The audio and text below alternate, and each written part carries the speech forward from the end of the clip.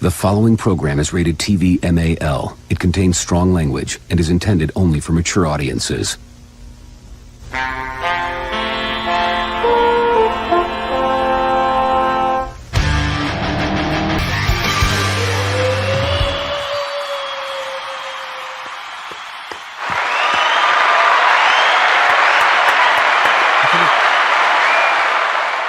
Was that applause loud for you? Or yeah. It was? Okay, it was low for me. Let's do it again. Hi.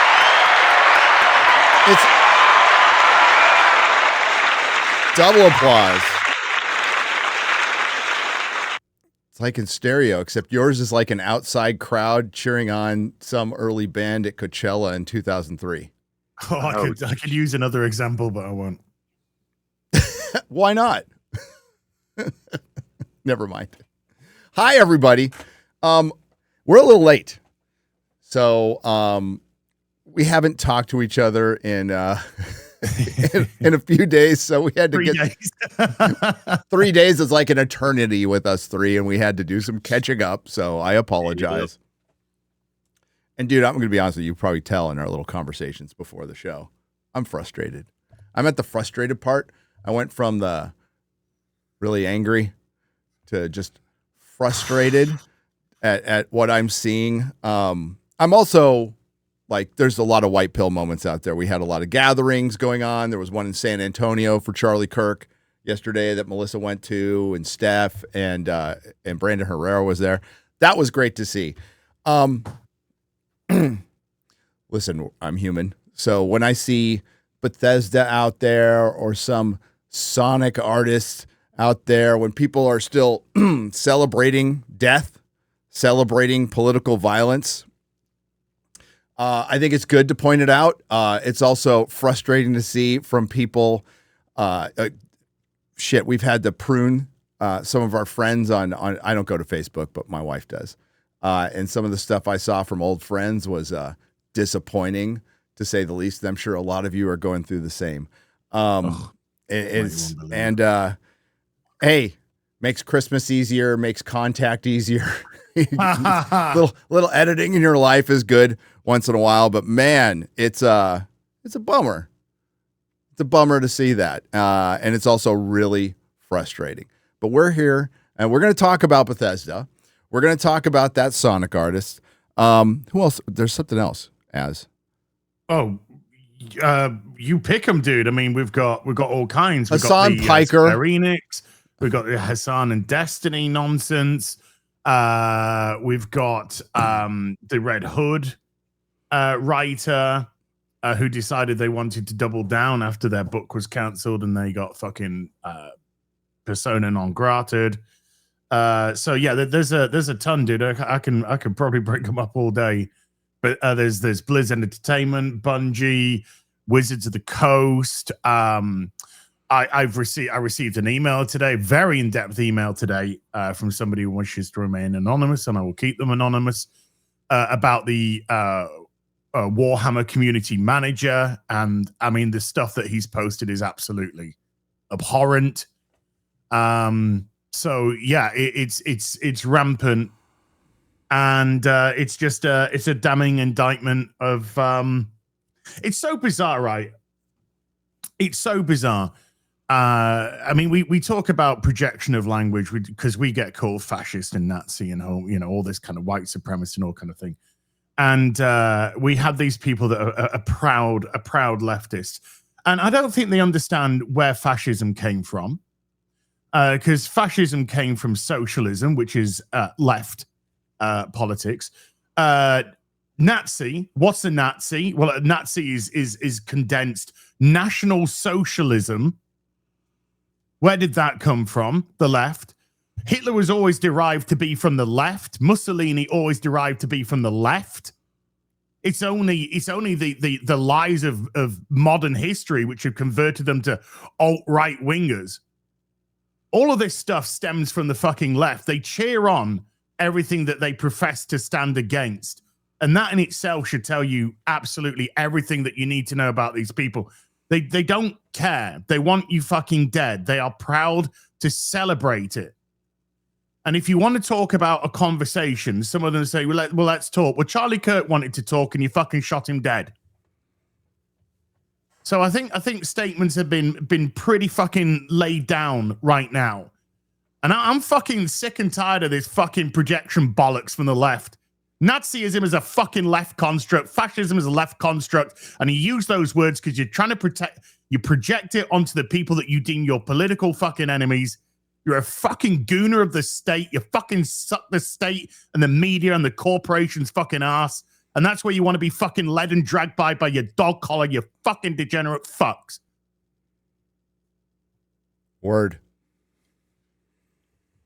Sorry, I didn't know I had that. Well, we're also going to talk about By the way, Alien Earth and Peacemaker later. We're going to get back to regular scheduled nerd programming.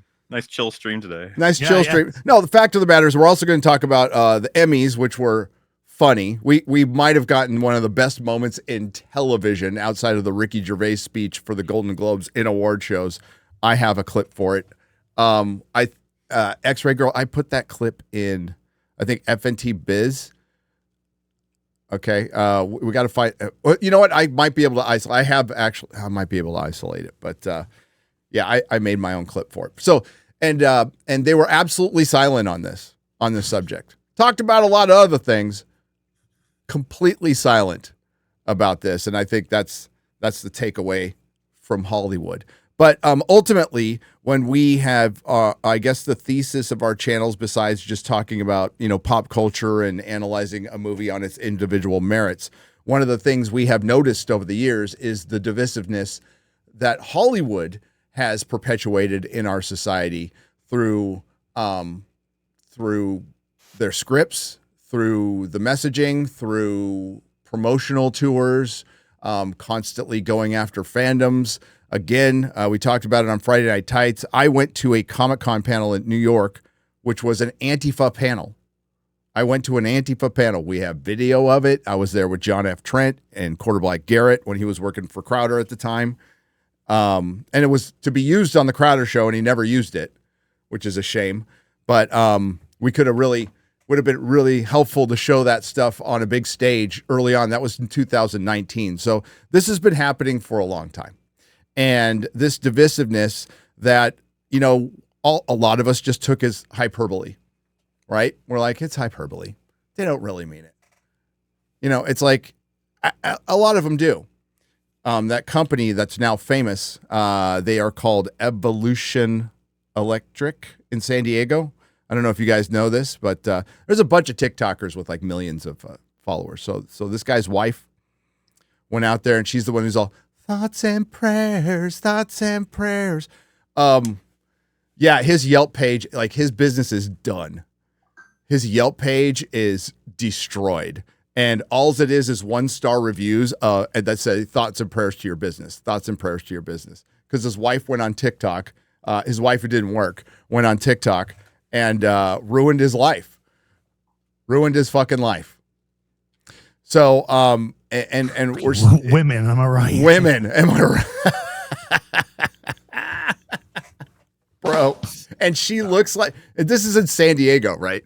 So she looks like woke white woman. She looks like, there she is. Gather round, bitches. Let's all join hands and bow our heads in thoughts and prayers for Charlie Kirk. Thoughts and prayers for Charlie Kirk. Thoughts and prayers. Thoughts and prayers.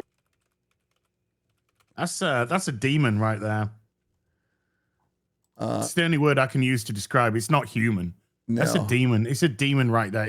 That is not normal, civilized fucking behavior from a human being. It's not. This is the people, the party of empathy, the tolerant, the inclusive. Projection. It's going to be a word probably used a lot today. It's quite a combo, isn't it? To make fun of his death, to make fun of the religious people who are trying to give respect to the event in any way, shape, and form that they believe. That's right, girl. You see that Yelp? Take that much glee in it as well. Can you see my screen, X-Ray Girl?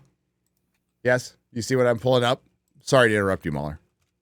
No, that was it. I'm just saying that's a multi-layered bit of celebration there. Yeah, it really is. Nobody's asking you to like Charlie Kirk. Nobody's asking you to like what he said. And yeah, you're free to sound as retarded and stupid as you want in this country, and I am all for it. I think she has the right. Like, this is all just showing the world what you are. This is the beauty of free speech. We have to protect the ugly shit too. And I think she has every right to say this shit. It's disgusting. She's a mom. But this is also part of being an adult. And one of the hardest things you have to do as an adult is show restraint. And we adults do it daily. I mean, speak for yourself. Most of us do it daily. Sometimes. Clearly from the opening salvo, I cannot. Listen, and I know, not MauLer, because MauLer's a very measured. MauLer's the epitome of restraint. He is. Except for one video a year that's about 3,000 hours long. But aside from that, but it's still measured. No, I guarantee you there's a bunch of people here in the chat too. You know who you are. Our draft section on X of stuff we didn't post. Yo. Oh. The amount of times I've written out and then delete. It's like my draft section is a fucking hot mess of oh God. Where you going? Go to the reviews. Have you never been to Yelp before? X-Ray Girl? No, okay. It's my first time. All right. It's not coming up. It's, yeah, they shut them down. Okay. So all the reviews for this guy, this is the business of that woman's husband, and every review is thoughts and prayers, 1 star. Thoughts and prayers. I've said this multiple times, and I'm a Brit, for goodness sake. We've got a Brit and a Welshman here. You know, got an Englishman and a Welshman here. But you have every right to exercise your First Amendment right. Absolutely every right. As you've just said, you can say what you want and whatever. Yeah, we don't. But you're not exempt from consequence of what you say. There's a big difference between having the ability to say what you want and the consequence of posting that. It doesn't give you immunity for what you say. So if you want to exercise your First Amendment right, then people are going to exercise their First Amendment right back at you. Yeah, and you've got to be prepared for that. Yeah, and so you either have the courage of your convictions, or you fucking run like all of these cowards in the video game industry and the comic book industry and the entertainment industry that have been locking down their shit and fucking running away. Oh, getting rid of their Antifa flags left and right, which a lot of people, Neon talked about this from Clownfish. A lot of comic creators just a couple of years ago, and during the Summer of Love, a lot of Antifa flags were on their profiles. Mm-hmm. On their profiles, and they're quietly trying to scrub them right now because there's a very good chance they could be designated a terrorist organization. Now, that takes work, and we're dealing with Pam Bondi, who is not the sharpest tool in anybody's shed. But we'll see on that one. But they've been around. They've been causing a lot of trouble. And a podcaster, a speaker is dead. This isn't a politician. It's not okay either to do that to politicians, but it's not somebody who's bombed anybody or been part of any legislation that led to war or violence. This is a dude who sat down with the microphone, as everybody has talked about, and that's what's shaken everybody to the core. He was also a cultural hero to the effect I didn't even realize, right? And it's become bigger than him. But like when you see a gathering in Beverly Hills for Charlie Kirk, like a huge one, that's great. That's freaking brilliant. And we see the big gatherings around. I think that's good. I think the best way to protest this is to gather, light your candles, say your prayers. I think that's absolutely the best way to do it. It shows them that it's in a much nicer way. It's the Canadian trucker protest. You can't. There's no way optically you could talk shit about people just gathering, putting out flowers and pictures of Charlie and lighting candles. That's the best way to do it, and it's the most effective. It's the most effective. So well done on that one. Well done, Brandon Herrera, by the way. Well, we've seen this. I don't quite know what to say, how to express the next word, but deluge maybe of people who have been posting. Why are people martyring him? Why are people doing these vigils? Why are people demanding that you mourn and worship it? Which nobody is, by the way. Which nobody's demanding that you do that at all. No. And I think a lot of that has got to do with the fact that if we compare the Summer of Love to what happened with Charlie Kirk, the response to Charlie Kirk was genuine and natural and normal. This is how normal fucking people behave when a good man is killed. There was no looting. There was no rioting. Nike shops were safe. People weren't murdered protecting their businesses. There was lots of prayer. There was lots of candlelight vigils. And that's a normal reaction. That's people in mourning. The Summer of Love was one of the biggest performative pieces of political activism there has ever been. We had politicians taking knees, wearing African fucking scarves, and all of this, all performative. None of it was natural. The riots weren't a natural occurrence of George Floyd dying. No, they were. The riots were an excuse for people to go out, destroy, get their animalistic behavior out, loot, steal. It had nothing to do with George Floyd whatsoever. And so there's a huge disconnect because these people don't understand real sympathy, real emotion, real empathy whatsoever, because they're so used to performative art. They're so used to performative activism. They're so used to performative emotion that they don't comprehend it. And I pity them. I actually pity them because they must be fucking empty on the inside. They don't want to comprehend it as, and you're right, you're 100% right. It was performative. If you remember back then, George Floyd passed away, died. Fentanyl is a horrible thing and should be taken care of in this country. He died of a drug overdose, according to his autopsy. And it was a couple of days. Remember, it was a couple of days, guys, before all the rioting started. All the stuff started being burned. There had to be some coordination involved. And then all of a sudden, people were getting bussed into places and rioting in cities they didn't live. That happened in San Diego. Pallets of bricks. But delivered. I'm telling you, I lived in San Diego most of my life. That is the last city to riot about anything unless you take their weed. And they still might not do it. They just go, man, that sucks. San Diego is the land of the lotus eaters. So the real land of the lotus eaters. And for them to riot, well, we found out a bunch of people got bussed up and rioted in La Mesa. Now, only people in San Diego are going to know, like, who riots in fucking La Mesa? Nobody, because they bust them in. They bust them in. So that was it. And why did you see all the kneeling and the performative art? Because it was a script that was written, funded, and performed to perfection. To perfection. A lot of white people rioting, by the way. In Portland, it lasted for years. Because a white liberal, by the way, that calls other people a white supremacist. The reason why the white liberals come to okay, now we're going all in today, fucking folks. The reason why a white liberal stands up for a black or a brown or a minority is because they think they're superior to them and therefore need to come to their fucking defense. They actually look down on them. They don't look at them as come equals. Up with a term like marginalized people. I would be exactly.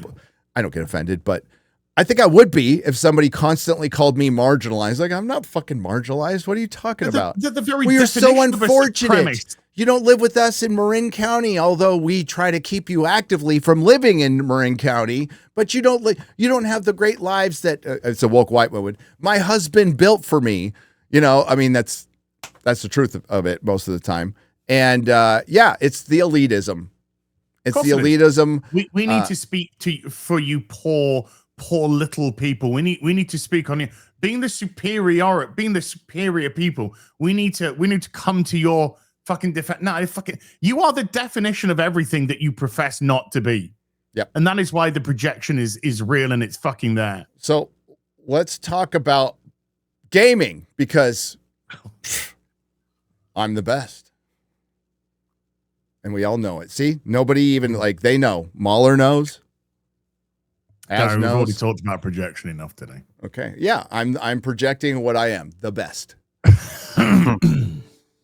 All right. Nobody chases a goat like I do.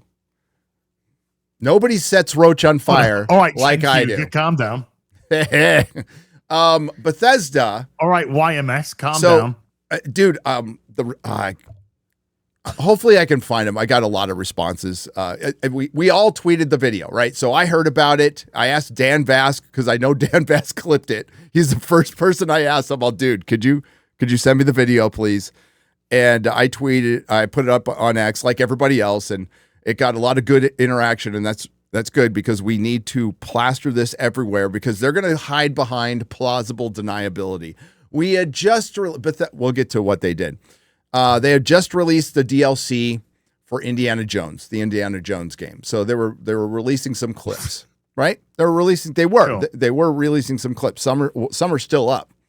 And somebody thought it'd be cute on the 15th of September, which is 5 days after Charlie Kirk was assassinated. And we all know that Charlie Kirk was called by a lot of people fascist, just like Az and MauLer have been called fascist. MauLer, the fascist, 2 days after Microsoft has said knock it off to their companies and subsidiaries. Yeah. So they put up this, and I've got problems with this on so many levels. Like, fucking Indiana Jones would not use the term fascist, by the way. Well, right. Okay. In a bubble, right? In a bubble. Just let's look at it in a bubble.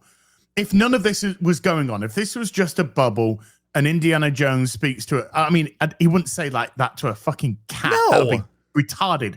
But the word fascist or Nazi might be used in the context of that I think you say Nazi or in context. I don't know, man. But you don't say that to a cat. You don't pet a dog and go, oh, well, I hope you're not a fucking white supremacist. Otherwise, I'm going to go onto fucking social media and cancel you. Someone who's completely out of the fucking loop on whatever this clip is, from the way you've described already, I'm baffled. Like, he's talking to a cat about fascism? Yeah, yes. Okay. Cat about fascism, Indiana Jones doesn't fucking talk like this. This is the writing of your modern day gaming writer. Oh, do you want to see who you've seen who they are? Okay. So I'm set. Yeah. Well, get that ready. Absolutely get that ready. So either way, they released this on the 15th, knowing that there's a controversy going on after Charlie Kirk's assassination. And the talk is, well, it was confirmed that this was an anti-fascist furry assassin. And that's been confirmed now, and we're going to find out a lot more. That had chit chats on Discord, which either tried to cover it up or doesn't know what's going. I highly doubt Discord knows everything that's going on their platform, but I'm not going to protect them in this at all. And they knew what they were doing. In other words, they knew exactly what they were doing, isolating this exact clip. Please play it.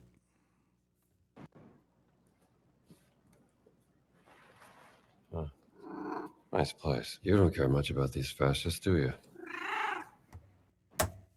Oh, it was a total accident. The thing is, Bethesda hasn't said a fucking thing.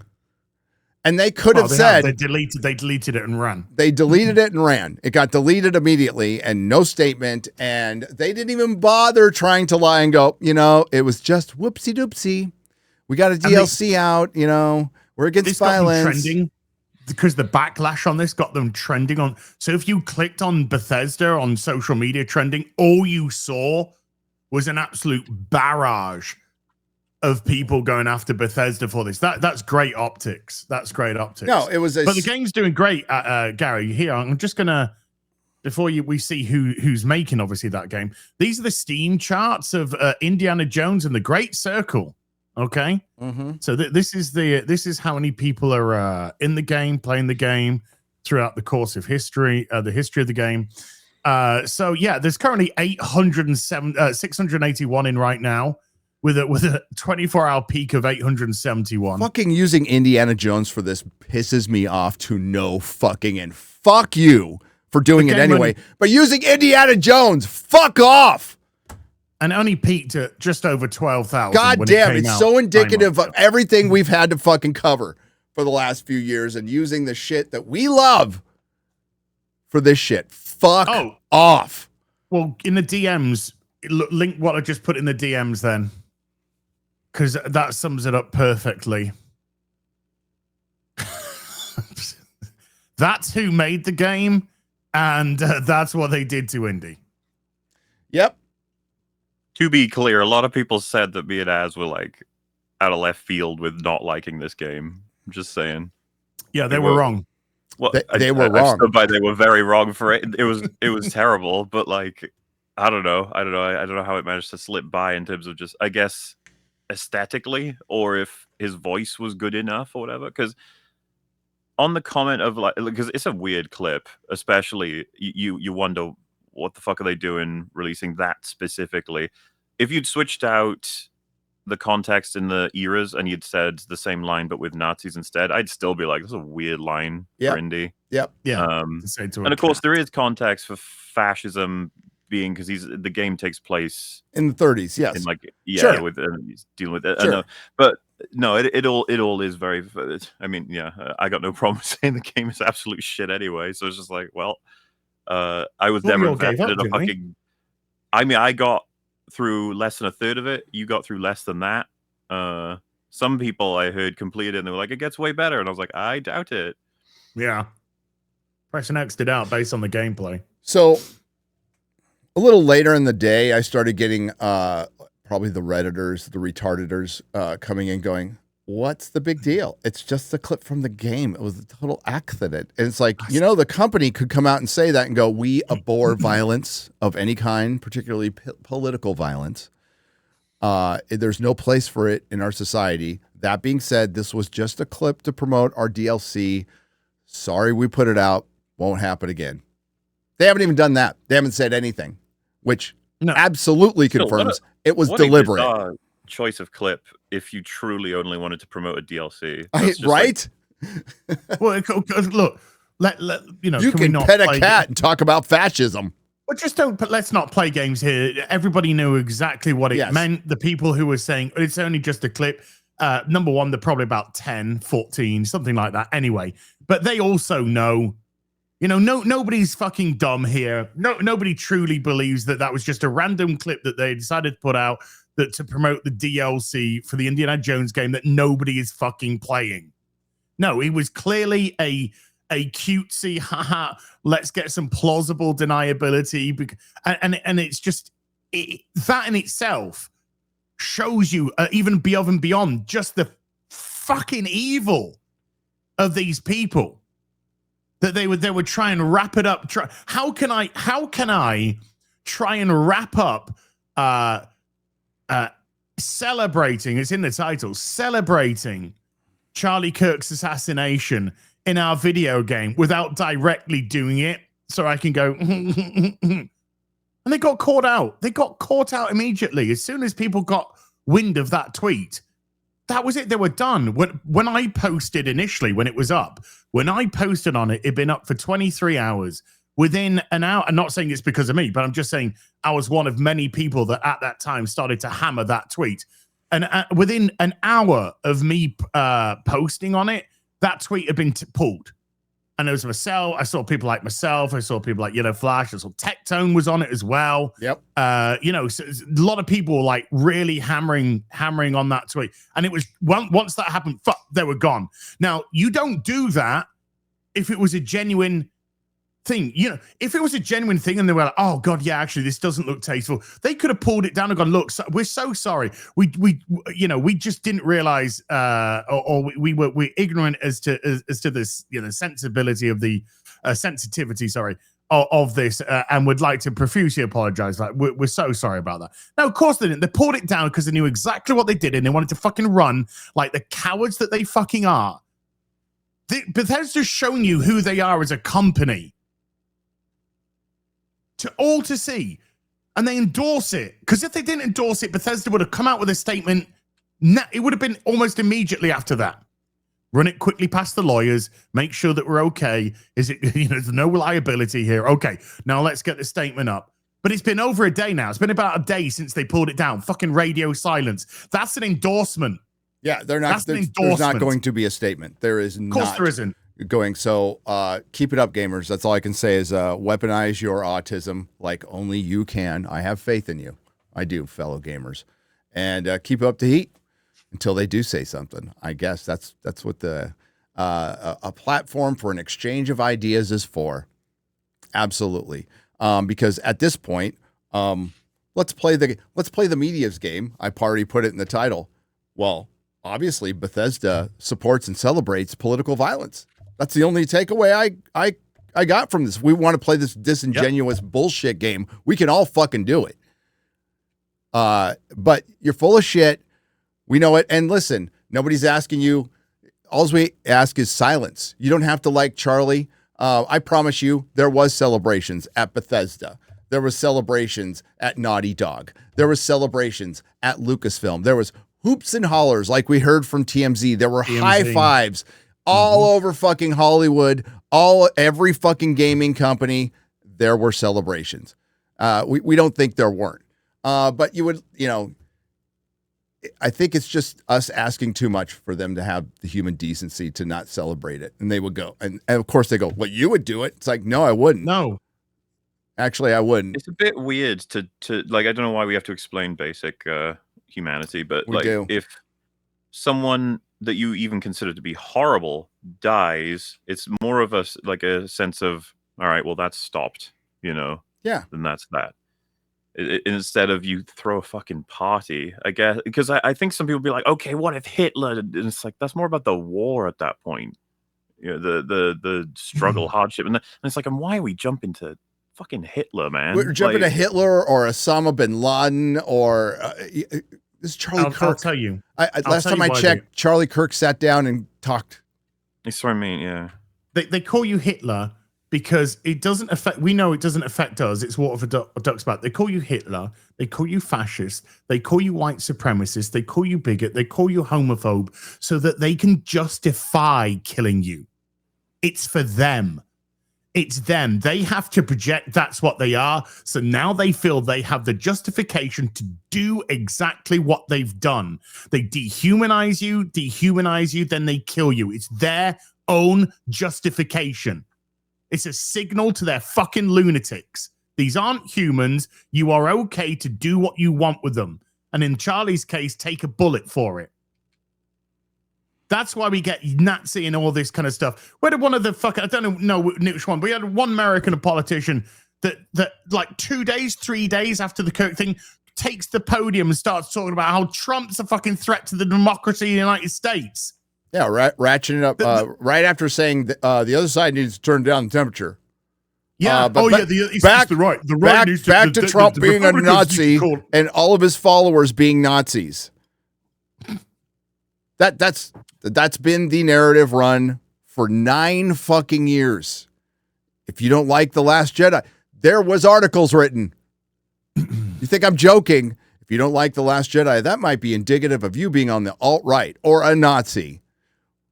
It's crazy you say that. One of the first conversations I had with like a major YouTuber back in the day, because there was like a bit of a conflict when I'd made the TLJ video, all kinds of crazy shit happened.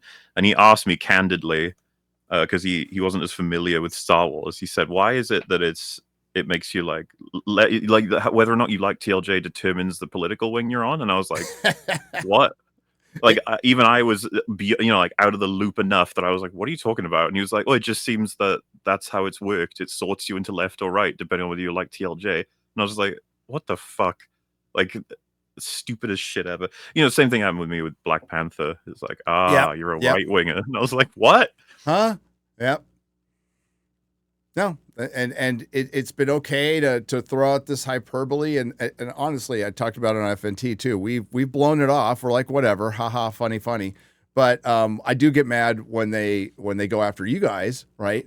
I understand, like, we're content creators. We do this stuff. We're going to get criticized. We're going to get flack. It's part of the game. No problem. Sure.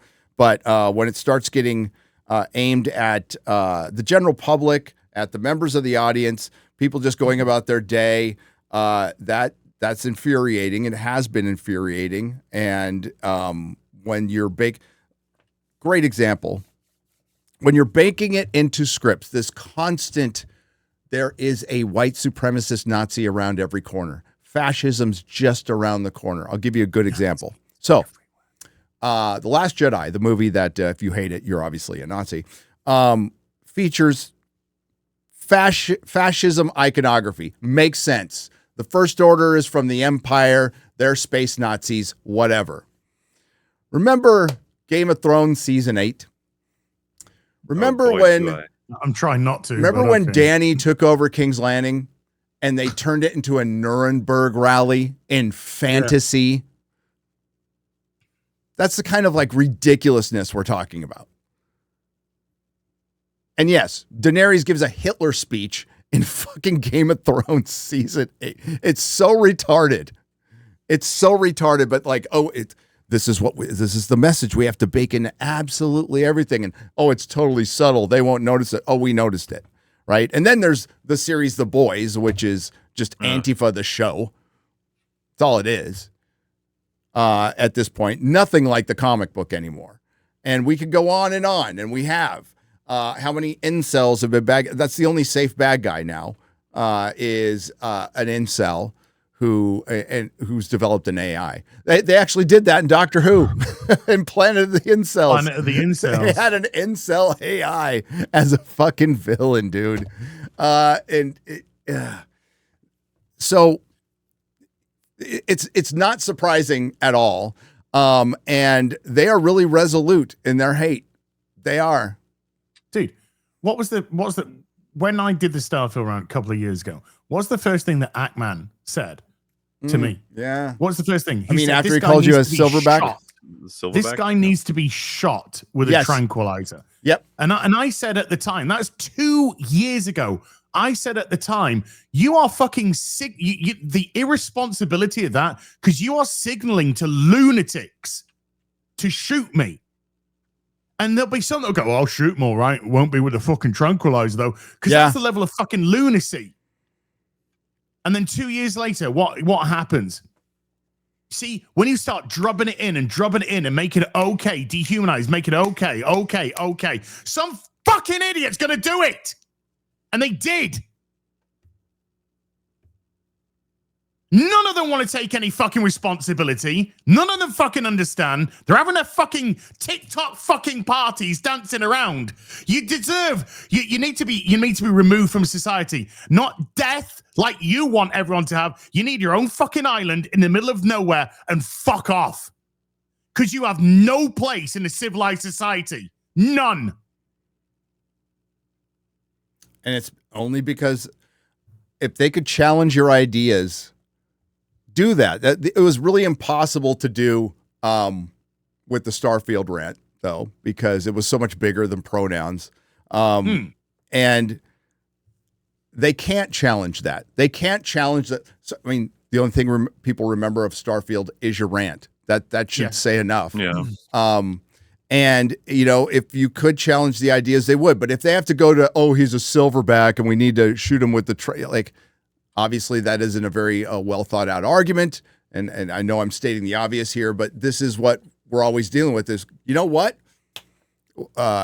If you like The Last Jedi so much, make a 6-hour video breaking down all the great points of it.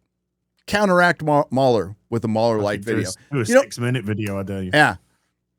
I mean, there's actually been attempts, and MauLer's covered them on EFAP, but they weren't very good.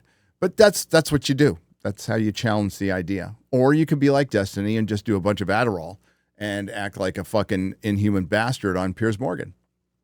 Well, and say that right wingers should live in fear of being shot. Mm-hmm. And if Charlie Kirk would be alive, if you hadn't have elected.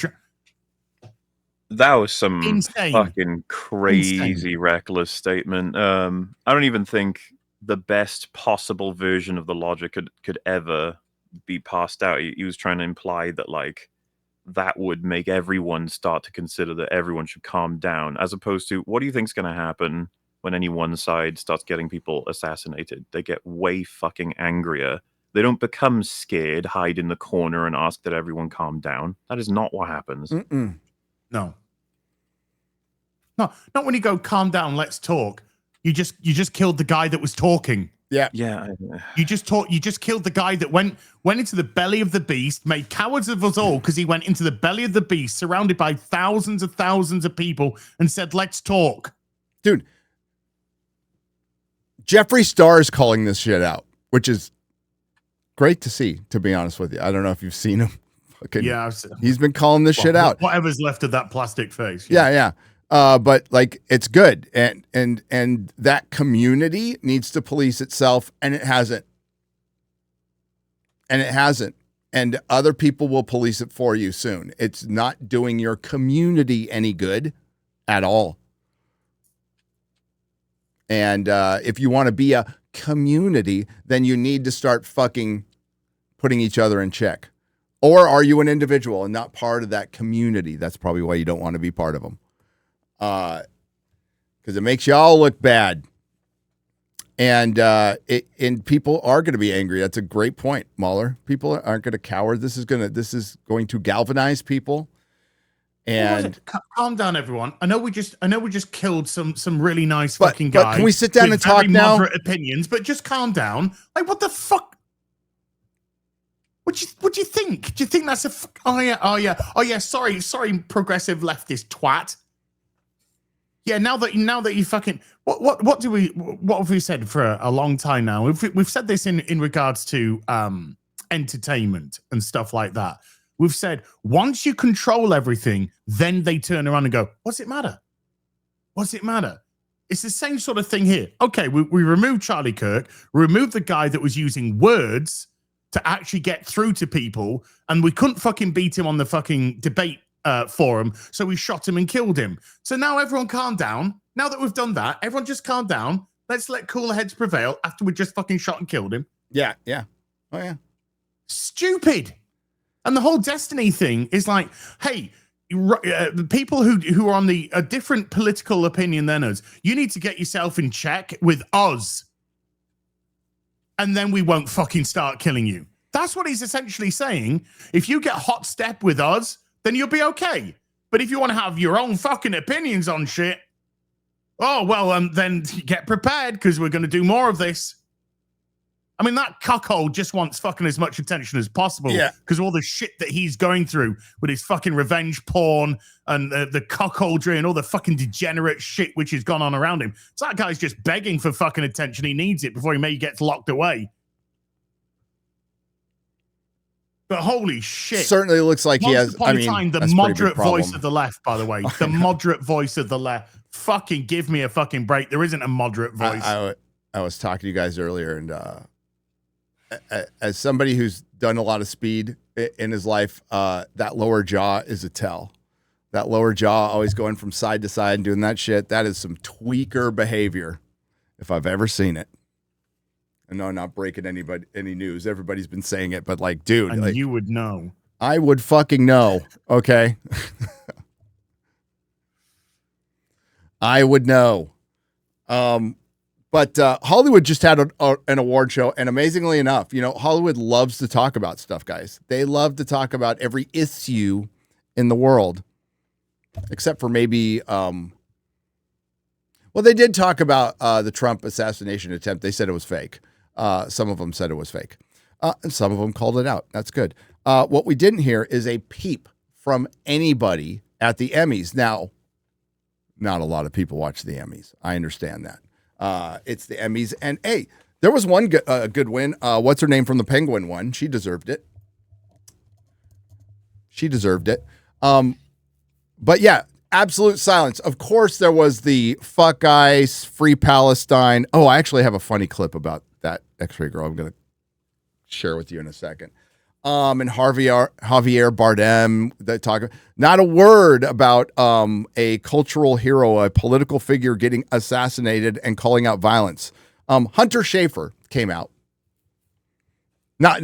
Came out on the stage and you think it's fun. Well, as the man they are. Hunter Schafer, that dude didn't say anything about it. But think about it, if Hunter Schafer comes out and goes, we need to stop political violence, just says something like that. I mean, you said all the other shit. That probably would have been a pretty powerful statement, but that dude didn't say a thing, which is probably fine anyway. But no, you had the right video up before. The chick from the pit who said, go birds, fuck ICE, free Palestine. Enjoy your short time in Hollywood. As many people have pointed out, you might want to look who signed your fucking checks, you fucking retard. By the way, she is Jewish. We have a clip of her later, which is funny. But she went for the pit. I'm going to ask the chat. We're an entertainment channel. We're in the sphere. How many of you have heard of the pit? And how many of you have watched it? Because I promise you, 99% of America doesn't even know what that fucking show is. I was literally about to say, wait, is that a TV show? Yeah. I have not heard of it. Yeah, it was nominated for 13 Emmys, The Pit. Jeez. Oh, okay. It must be. Ever fucking heard of it? Must be doing really well, smashing them ratings. Yeah. Oh, we got to find the clip. There was the monologue talked about streaming a little bit, and it was pretty clever. It was pretty funny. The host wasn't bad. The host tried.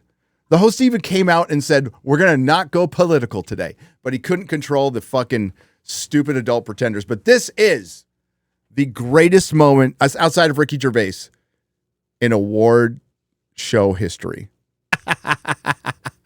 Now, if I dudes repeat what I had said to you, Gary, in a message. So we cannot deny the sheer power and amazing force that is all of those combined women. Incredible, amazing. Only took one man to beat it. Yep. I know. It's one man.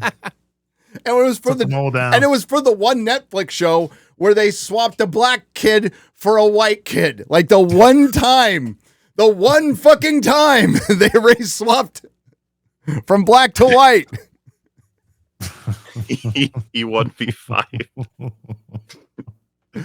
Oh my god, that was so. I do believe that Adolescents did very, very well at the awards. It did, but it's based on they tried to make it like white incels.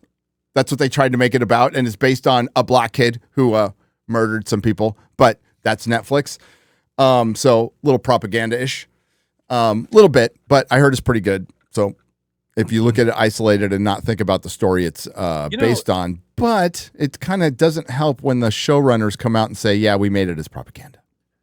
I stand by it, and I guess this is because of the era I grew up in, and I'm sure you guys somewhat agree with this. But like the nominations being majority women, you just don't point that out, and it becomes more normal. Yes, exactly. You say it, and that's that, and nobody says like, "Oh my god, it's fucking women! Look at them all go!" He's like, no. They're directors, and they directed. That's what happened there. That's all you need to say. But now that you highlighted it, it becomes incredibly fucking funny. Yep. Because they all lost. So what does that mean, Elizabeth? Well, and the fact that Elizabeth Banks did this, the woman who directed Charlie's Angels, and the famous meme of Charlie's Angels wasn't made for men, and followed up by the headline, "No men showed up for Charlie's Angels. Why aren't men watching Charlie's Angels?" And it comes from her. There's layers to this that was so fucking good. So fucking good. Oh, Elizabeth Banks set herself up as a director. Tried to we've talked many times about the power grab in 2020. The power grab was also used with the Me Too movement. Yes. Get men out, get these women. Elizabeth Banks was one of these first ones to kind of step up. I'm going to be like the new face. I'm going to be the new face of female directors. Oh, yeah. It's a new era dawning, blah, blah, blah. Nothing but fucking failure. No. And you know what? Well done. Remember her in 40-year-old virgin? She was hot and kind of fun. And she opened her mouth. Acting, then she can't. I know. I know. Am I crazy? Was she in Scrubs one of the latest seasons, or am I making that up? I can't remember. I'm just trying to think of where I first saw Elizabeth Banks. I know she was in that new Power Rangers. what's it called? Mockingbird thing. Hunger Games. She was in Hunger Games. Oh she? yeah, she's in that. She was actually good in that. She was. I was saying she was in Scrubs as well. Yeah. Yeah. Okay. She was. Okay. No, Hunger Games. What they got so right was the entertainment industry in that world. I mean, that is just picture perfect of what they are now. They got the elitism spot on. Spot on. Absolutely. And also the destruction of the middle class, which is what's been happening for years now. Never thought I'd say that with that movie, too. It started out okay. Kind of ended kind of I like the ending. Battle Royale light, mate. Well, dude, Battle Royale. Come on. Such That's the shit. Yeah. That is the shit. It almost sucks. Any movie that tries to tackle that sort of thing is like, you'll never beat Battle Royale. You will never beat it. Never, ever. But yeah, Hollywood was silent. Oh, let's see if I can find here. Scrubs is coming back as well, more. I don't want it to. Oh, no, it's not. It is. Well, Scrubs isn't. Whatever that homunculus you're talking about is. Well, a series called Scrubs with the same actors is coming back. I mean, it was inevitable. I'm still waiting for more news on the Buffy one because we know they were filming it. Scrubs used to be one of the most based comedies out there. It's going to be a shell. Is it? Yeah. I'm wondering if this Buffy pilot's going to be like 2 hours and we're going to see it like soon, like probably within the next 7 or 8 months. Because it's meant for like proof of concept and stuff, right? I still think they would show it as a movie on Hulu. Like, why not? We'll see. Hey, just before we carry on, they don't really do pilots anymore. It's kind of rare. Yeah, I know. Quick pop quiz, guys. Quick quiz for you. Yeah. Superman is coming to HBO Max this Friday. Okay, so it's coming for free this Friday. Well, free to a subscription. I want you guys to guess the headline for Superman soars to HBO. Oh, we laugh, but I'm going to share it. I'm going to share the headline. It better mention the whole Yeah. It is on HBO. How long is it? 3 months? 3 months. It came out on July the 9th or July the 11th. Why'd you say it July? July. What are you saying there? Because there's lies and then there's What are you Jesus to tell the saying? truth at all times.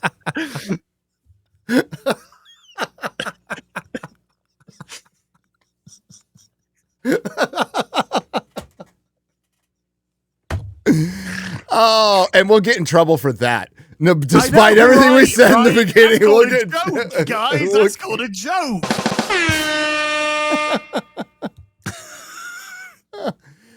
Superman soars to HBO. Dude, I fucking never got my joke. I had a joke prepared for fucking Paul Chater when he was on the FNT, and I totally forgot to say it. Oh, well, we'll have him back. Yeah, we'll have him back. I'm going to have it. Remind me. All right. So here is the woman from the pit who said, go birds, fuck ice, and free Palestine. I mean, I don't know who this guy is. It's pretty funny. You got to crank the volume on this. Hannah, I wanted to ask you, when you were up on stage, you talked about Palestine, and I know you signed a pledge. Wait, are they on a green Can you screen? talk about that, Okay. please? Yes. Yeah, that guy on the left is not really there. Okay, sorry to ruin the joke. Oh, I gotcha. Okay, so I haven't seen this before. So start it, and again, you got to like crank the volume on this, because X-Ray Girl's on California internet, which is just as bad as Canadian. Sorry. Hannah, I wanted to ask you, when you were up on stage, you talked about Palestine, and I know you signed a pledge too. Can you talk about that, please? Yeah. So she's dressed like a Home Depot hooker right now. Can we blur her? This is going to be on Al Jazeera later. Let's be respectful. Well, oh yeah, they blurred her shoulders, her naked shoulders. Because it's an issue that's very What? dear to my heart as a Jewish person to distinguish Jews from the state of Israel, because our religion and our culture is such an important and long-standing. Get the point, Jew. What the fuck? believe that our education, like such as in South Oh, I love this clip. Africa, Iraq, everywhere, like such as, and in terms of the It's one of my favorite clips of all time. We'll get to It's that. amazing, like that many clip. movements, boycotting is an effective tool to create pressure on the powers that be. We're also going to be girl cotting and trans cotting. We are not just boycotting. So just throwing that out there. So The Film Workers for Palestine boycott does not boycott individuals. It And the only Sex Workers boycotts Union for institutions that are directly committed to genocide. we personally have taken it upon ourselves to never work with Israelis again, though. So Yeah, it's important to me, and I think it's an important measure, and so I was happy to be a part of it. free ice and fuck Palestine. Hannah, I wanted to. That's it. She was Jewish and wanted to show the distinction and made no sense in that speech at all. This is why you should just go up there and say, thank you for giving me an award for a show 99% of America will never watch, never heard of, or anything. Thank you so much. Have a nice day. And Ricky Gervais, of course, it's an obligatory tweet now. He's like, they just don't fucking listen. And he just puts up his quote from Golden Globes. That's Hollywood, baby. That's Hollywood. I'm going to use my platform. The only thing worth watching the Emmys were this. And that kid from The Adolescents got his award from her. Oh, blimey, Charlie. She looks so good. See, that would my turn video gay is so men much straight. better. My video is so much better, X-Ray Girl, because I slowed it down so you can Yeah. get the good, like, boob jiggle. All right? Get the boob Now that physics. is I think you mean physics, yeah. the storyline. The plot here is Yeah, look at that. fantastic. I mean, That's better than am... the whole acolyte, man. Yeah. I could just watch that the rest of the day. I mean... Can we? Can this just be the rest of the stream? God bless America. And Sydney Sweeney's boobs made in America. All right? Made in America. Those calcium cannons. Calcium cannons. I've never heard that one before. What? That ain't half bad, Gary. I don't know. Calcium cannons. That's the fastest I've ever seen chat move. Damn. Yeah, fucking hell. That's all right. They're nearly there. Are we, especially since we're on such a high right now, have you got the Kristen Milioti acceptance speech? I can find it. She could find it. I don't know if you guys have seen it before, but I was sent it because I haven't seen fucking anything from this. That's the only thing I did see. And obviously, for those who don't know, she played Sophia in The Penguin. Yep. And she's hot. In And she my won't be returning opinion, for season 2. one of the best acceptance speeches you'll see for any award, really. So hopefully we can watch it. There's no like copyright issues with this sort of thing, right? Nah. They've said, though, she's not returning for season 2. Yeah, well, that's their mistake to make, I suppose. Yeah. Oh, she's happy. She won her award and she likes what she does. There's nothing wrong with that. She was really good, too. Yeah, she worked hard. She got the award. She celebrated it. And voice actor in Venture Brothers chat. Okay. That makes her an 11. Just saying. Voice actor in Venture Brothers. Eventually, as in MauLer, will see it. And they'll thank me. They'll thank me. They'll go, sorry, Gary, we took so long. You were right. I was wrong. That even rhymed. I want you to practice that when you finally see the Venture Brothers. Sure. Still, Colin Farrell, I don't know how he didn't get. Oh, dude. I just, you know. White male. Straight white male. Oh, his performance Dude, was amazing. I just saw that. I just watched the Gentleman movie. The series is great. The movie is so good. The music, I absolutely love it. He is so good in that movie. The lads. Yeah, he's awesome. Yeah. I love that movie, and I love the show. When he's paid off his debt at the end. Yeah. And then he comes back to shoot that guy. And then when Charlie whatever, I can't remember his surname. Charlie Hunnam? Hmm? Charlie Hunnam? Yeah. When Charlie Hunnam looks at him, he just kind of looks back and he goes, Fuck's sake, man. Come on. What the hell is going on? Such a good movie. Yeah, watch the Gentleman movie. It's on I got it on 4K now. Yeah, it's on 4K. It's absolutely incredible. You'd love that film if you've not seen it. Absolutely. So I guess we can get into normal programming, right? Let's go back to Superman real quick. The big hit, the big, huge, massive hit. What's its box office right now? It died at 615 mil. So dominated. Top 11. It soared to 615. Top 11. Top 11. That's right. There you go. I'll share that. I do like if this theoretical halls of achievement had the top 10 in it, it's standing outside like, hey, come in. It's standing outside pouring the champagne on itself. Yeah. The award ceremony is inside for the top 10. It's outside pouring champagne on itself. So, after the first, was it the first week? Yeah, after the first week, I predicted based on the first week alone that this was going to bottom out at about 620. And it did 615. So it didn't even quite reach that. But somehow this is a huge success, making hundreds of millions of profit. Meanwhile, Man of Steel, that 12 years ago, did 668 million, was a huge disappointment. So make it make sense. I don't know. I guess we're just box office illiterate, huh? Yep. So yeah, it went on to streaming after 31 days.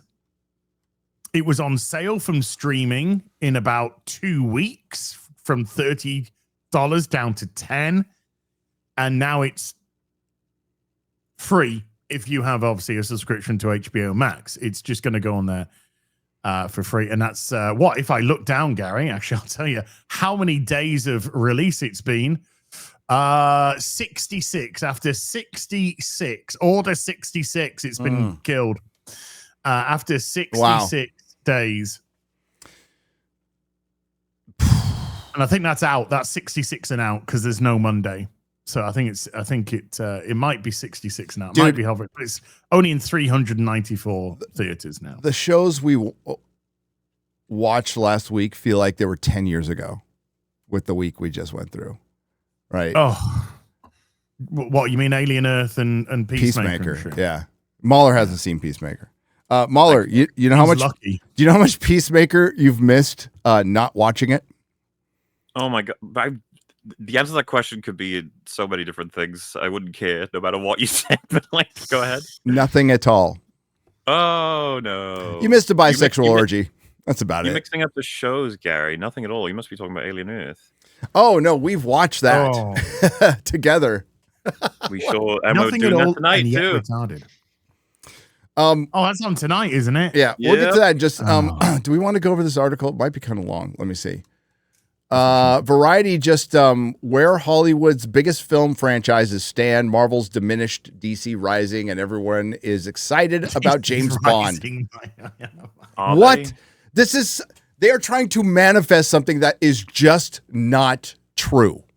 Well, it's a variety in a nutshell. Have I spoken to you as about the new James Bond game? What's your thoughts on it? I mean, it doesn't.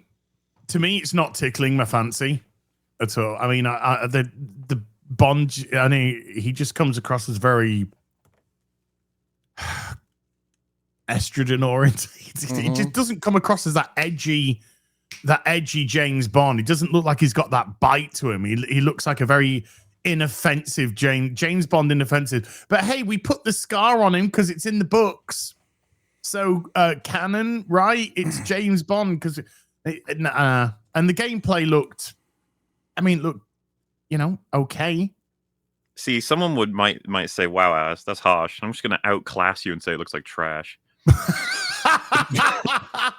Okay, so we got Drinker who thought it looked good, me that thinks it looks mid, and then you that thinks it looks like trash. I believe it's going to be no less. Not working. it'll be no less forgotten than that Indiana Jones game. I think that people will be like, I haven't played James Bond in a while. They'll hear the theme. They'll fucking go over a ramp in the car and they'll shoot some people. And then like a day later, they'll be like, it looks like a bunch of women telling James Bond what to do. Well, I could say something else. Looks like a bunch of something else telling James Bond what to do. Looks like a bunch of British scientists and physicists. Yes, very diverse women bossing around James Bond. No thanks. Yeah, James Bond, as far as I'm concerned, is practically its own genre, and it seems that they've managed to like congeal it with some kind of generic action game. A lot of people are like, no, it's like Hitman. It's like, how is that? What we saw in that trailer. How is that Hitman? You're going to start seeing. You're going to start seeing James Bond. What was done to him in the comics, as you know, what was done to him in the comic books. Oh yeah. Bisexual lesbians fucking woke ass take over the book. Yeah. That's that. You're going to start seeing that. Yeah, but that's what it looks like. It looked like a DEI explosion onto the fucking page with Bond being very inoffensive and male feminist. And then the gameplay loop, like we saw on the first, like MauLer said, when we saw the first Indiana Jones trailer, I'm pretty sure we said that gameplay loop looks just so repetitive. Yeah, because every clip was the same fucking thing, and it was the same. I thought with this, the gameplay loop, I think, is going to get very repetitive, very quick. Is it just me, or when you see a huge area, chest high walls, and Bond hiding, and then popping up, shooting, hiding, popping up, shooting, hiding? I was like, the fuck is this? Yeah, that was a James Bond. And you might be able to point to some scenes in some films where he's doing something like that, but I was like, nah, I've always felt James Bond is more of a one-man army who's careful and smart about how he like approaches situations, but then you get the bombastic action scenes and stuff that don't include what is essentially Gears of War or Uncharted like gameplay. Yeah, that's what not do they, James Bond. What do they call them? What's that? What they call them when you duck and covering and then popping up? Chest high walls game, but no, there's a specific sort of thing for it. But hey, remember GoldenEye? Yeah, of course. Well, I mean, did you play Nightfire? No, I never played Nightfire. I played a bunch of the GameCube ones, and loads of them were all kinds of like varied fun. Yeah, cover shooters. Cover shooters. Yeah. I guess you missed it. Okay, but anyway, yes, cover shooter is not. I don't even think cover shooter is making it into the modern era for entertaining gameplay. It needs to evolve significantly. We've been dealing with cover shooters now for so long. I don't think they're quite like FPS, where it can evolve naturally. With like, it can stay. The cover shooters need more. I played. I think it was Alien Fireteam Elite with Rags and Fringy, which is a cover shooter, and after about a couple of hours, it was already like, I can't take this anymore. It's just the same thing. More of a Metal Gear than a cover shooter. You can either have that stealth infiltration or you could go full guns blazing. It's up to you. It's kind of like which route do you want to take, Western man? All right, pull that article back up. We'll go over it as quick as possible. So they're ranking the franchises, but it doesn't look like it's very good. Ever since James... I just want to... Sorry, I read the first sentence. I already want to die. Ever since Luke Skywalker flipped on his father's lightsaber. Yeah. Fucking hell. Who's the writer for this? Adam... That's what... Very... Male feminist. Yeah. Ever since James Bond fired his Walther PPK and stuff, and Luke Skywalker flipped on his father's lightsaber... Oh, wait. I should do a voice for this. Like, oh my god. I wish I could just like prompt the image for it, but you know, the Sly Glazer thing in Inglourious Bastards saying flipped on a father's light. It's like, have you seen Star Wars? I don't think you have. Franchises have been the cornerstone of movie business. But as theaters still struggle and stuff to return to pre-pandemic revenues and too masculine. Such, I'm going to try to get up a little more ass. Oh, God. That's what she said. Reaching levels unknown to man. How film studios... I can't do my gay lisp with my fucking Invisalign on. Sorry. How film studios are managing their crown jewel franchises, most of which are multiple decades old. I can't keep doing that. So... Okay, for one, let's go back to pre-pandemic revenues. You see this a lot. They haven't recovered from the strikes. They would have been recovered from the pandemic by now if A, they made something good, and B, they didn't shut down their fucking industry for half a fucking year. So you haven't returned to pre-strike totals. The reason they don't bring that up is because they don't want to make the unions look bad. By the way, the Film Actors Guild has a new president. And it's Sean Astin. It's Samwise Gamgee. Oh, yeah, I heard about that. Yeah, he's a little commie. How film studios are managing their crown jewel franchises, most of which are multiple decades old, has come under greater scrutiny than ever. It's not, oh, that's amazing. When did the scrutiny start happening from you? Last 6 months? It's not why anyone wanted to be in this business to make the 12th version of something, says one veteran studio executive who probably signed off on many of those 12th versions of something. With that tension in mind, Variety has launched its first ever franchise scorecard to assess the overall health of 8 of the biggest movie brands. God, I think I need to make a new top 5 because we did top 5 murdered franchises like 4 years ago. I think it's time to update that a little bit. We looked at several key factors. First, to gauge audience interest, we compared the domestic and global box office. I'm already getting bored of this. Iterations of each franchise with that franchise's historic average, starting from 2010 minus the pandemic years.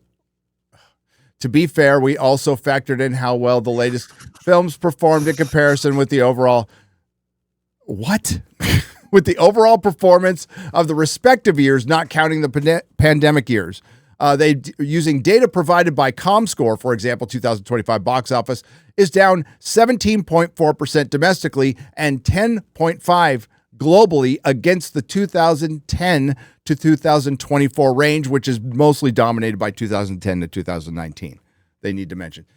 Second, to measure cost effectiveness, we looked at how the most recent iterations have improved on their production budgets after reaching break even, roughly double global grosses. Finally, we asked nearly 24 industry professionals, from executives to agent to filmmakers, to score each franchise on a scale of 1 to 10. So we're going to ask people who worked on this stuff to score themselves.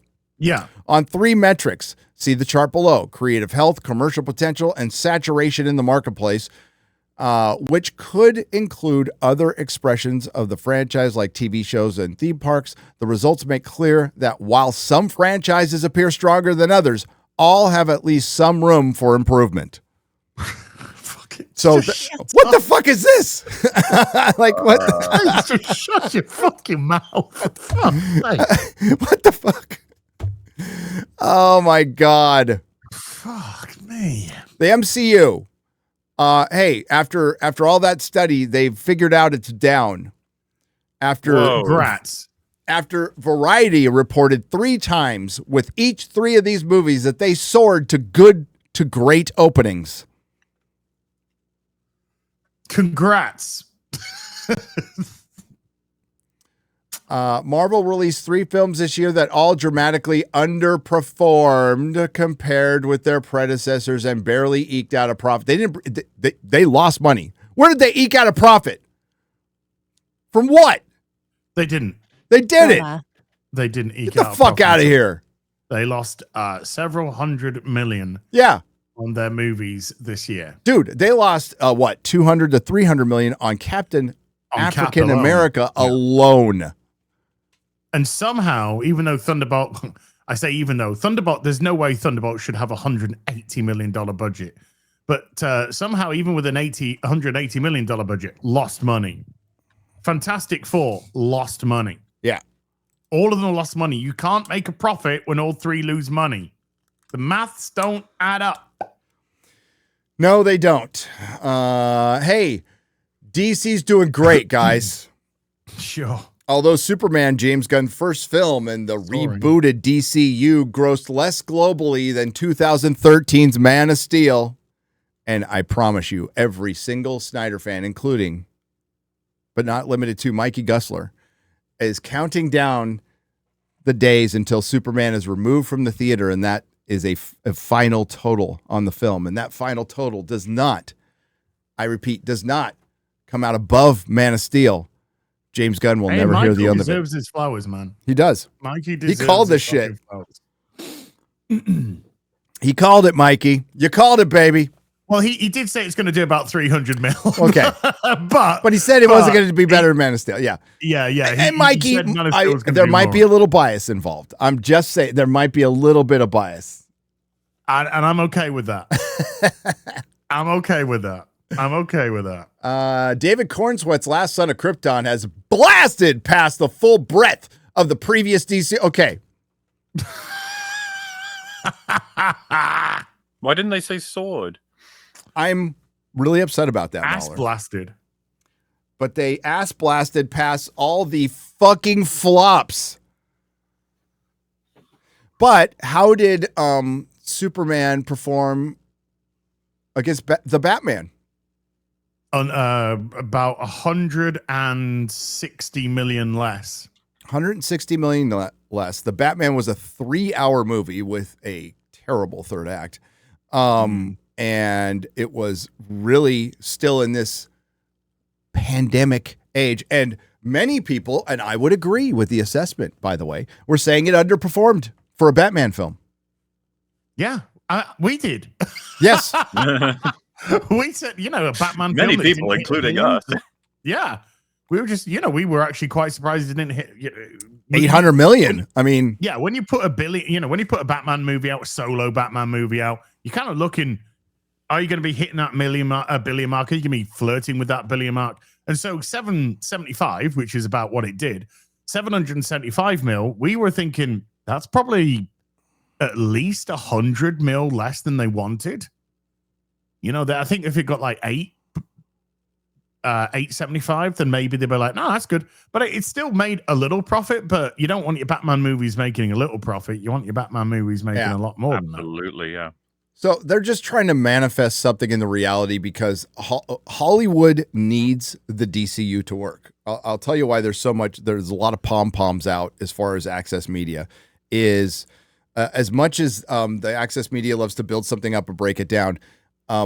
There's an article that came out 2 years ago. I covered it where they said, hey, we know the superhero, franchise is basically starting to die out. As a driver to the box office, but we still need it to continue because until something better comes along. So the very innovative Hollywood was waiting for something better to come along. They weren't even trying to make it happen.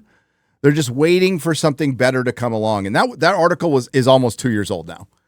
The something better hasn't come along. So they need the DCU to keep this superhero train going so people will still come to the theaters in their minds in summertime and holidays. And the problem is because it was looked at as this guaranteed profit, which was really a small window if you think about it. But this is indicative of the problem with Hollywood. There is a lot of very, very stupid people in charge of a lot of money. And then there's a lot of people with tremendous egos who are willing to burn a company's money, or a company itself with a collective ego is willing to burn their own fucking money rather than look bad. For example, we could talk about, I'm making a video on it for tomorrow, The Witcher. The fact that that's even continuing is a joke. And when you see how much money they're putting into it to save face, it's unbelievable. It's unfucking believable because we got the numbers. Oh, we got the numbers on The Witcher. And it is, well, it's probably not astonishing to you guys at all.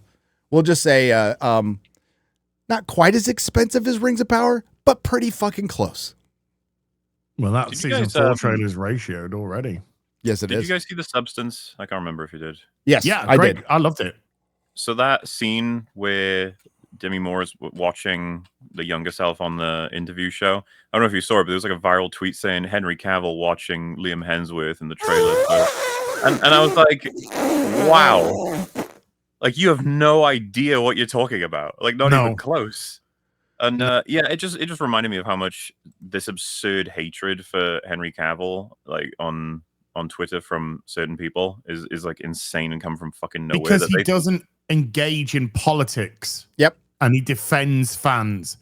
He goes against their game. The more apt meme would have been Lauren Histrich watching Henry Cavill. Yeah, that would be a more appropriate meme. Ooh, that might be a good intro for the video, guys. Boop, boop, boop. But yeah, Henry Cavill doesn't play the political game. I don't know, nor do I give two fucking shits which way Henry Cavill ticks the ballot box once every 5 years in the UK. It's his fucking business. But when he's out there, he's as professional can be in front of the cameras.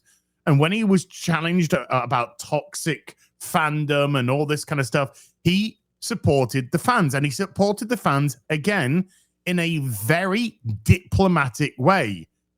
They don't like that. This is a guy that cares about these franchises. The reason why there was perceived issues with him on the set of The Witcher is because he wanted it to actually be about, guess what? The fucking Witcher, and honor the books, which they didn't want to do, which caused frustration with him because he was clearly being told from his interviews that they're going to lean more into the stories of the books, which never manifested. So when his contract, which was most likely he contracted for 3 seasons with a clause to extend, if you're happy, when his immediate contract ran out, he just went fuck off. The best part of season 2 was written by Henry fucking Cavill, and that was The Death of Roach, which was initially written as a comedy scene. Yep. And then Henry Cavill challenged them and said, this doesn't fit right. This doesn't. And Histrich fucking bitched about it, dude. She bitched about it. You write something and we'll do that. So he did. And it was the best thing in the whole fucking show. Bro, I mean, my video is a recap, kind of like everything that went down, but like it leads into something else. But it is exhibit A, B, and C of women fucking ruining epic fantasy. Yeah. Destroyed by a woman who has some writing credit, really didn't run a show, was absolutely not qualified to write epic fantasy. They just hired her with him because she wrote a couple episodes of Daredevil, and we're seeing this. Rings of Power has a woman from Breaking Bad. It's like they are not compatible. They are not compatible things. It's like getting soap opera writers to write fucking and theater kids to write Star Trek. You're not smart enough to do it. You're not experienced enough, and you're not into that shit. And we've seen this in publishing. They turned it into what is it? Romantasy. It's romantasy. It's fanfic, basically. It's fanfic, and it's the best example of a company that chose they could have kept Henry and fired the writers. And this show would probably be printing money right now. Remember, it was called the heir apparent to Game of Thrones. No, it was by Jeff Bezos. It was no by Netflix. Willow was the heir apparent to Game of Thrones. Well, what's funny, we can talk about Blood Origin. Can we not? Oh, bro. Can we please not? Bro. Remember when the Black Lass took all the credit of being the first Witcher, and then the dude took it so he could die, and she didn't. Fucking hell. Aaron did the leader of the Wild Hunt is the reason he's on the Wild Hunt is because the leader of the Wild Hunt. Okay. You didn't watch the show, did you? Yeah. Okay, so I've forgotten everything. It was horrific, absolutely horrific. He was separated from his gay boyfriend, so he's on the Wild Hunt as a disgruntled, spurned gay man. Oh, come on, we've all been there. That's so fucking stupid. Oh, I remember when they did the Convergence of the Spheres, and it was like 5 people rolling up on a beach. And okay, I'm going to spoil a little bit of my video. Do you know how much each episode of Blood Origin cost, guys? Take a guess. Oh, God. 10 blood oranges. 12 million an episode. $29 million per hour. God. What? $29 million per hour. That's 2 Godzilla -1s.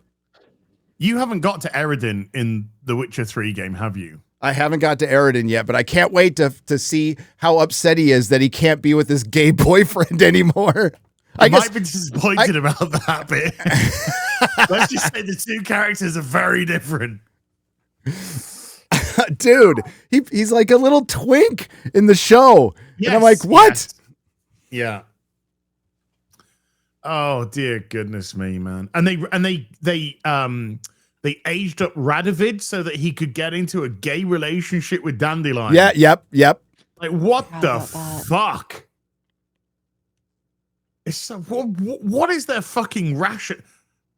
Remember in season 3 when we were told that like this scene is not everything is what it seems, and then they sang the song over and over again. Not is all what it seems, and like I don't get it. I'm guessing something is not what it seems. No, they were after Toss a Coin to Witcher, which did go viral. Thanks to Dan Vasc. Like that. Dan Vasqu's cover. Speaking of gay, speaking of gay, lame and gay, Dan Vasqu's cover of that is absolutely bueno. Oh, so that did it's better than the OG song. So they thought, right, every season we've got to try and do a song to go viral. No, the Toss a Coin to Witcher was a flash of lightning in a bottle. I still think Dan should have covered the song he sang to his boyfriend. Give me your cock. So, real quick, you don't have to pull the article up. They say Jurassic Park is down. So somehow they have worked out that DC is on its way up. Jurassic Park is down. So, where I can understand that is there's diminishing returns on the 7th dinosaur movie that still beat the brakes, to quote Yellow Flash, beat the brakes off of Superman. I would say they're both down. That would be. I mean, I don't know. Jurassic Park, like if you just look at the whole record, a lot of people make the claim that like, oh, it's dying, and it's like, I mean, it's just that's his life cycle. Yeah. I don't even think it's that shocking. It's done. I think they'd be happy with the result. To be honest with you, all things considered, like the idea that it's crashing, whatever. It's like, it's doing okay. It's fine. I thought they were supposed to compare it to the current box office as well, not just the previous.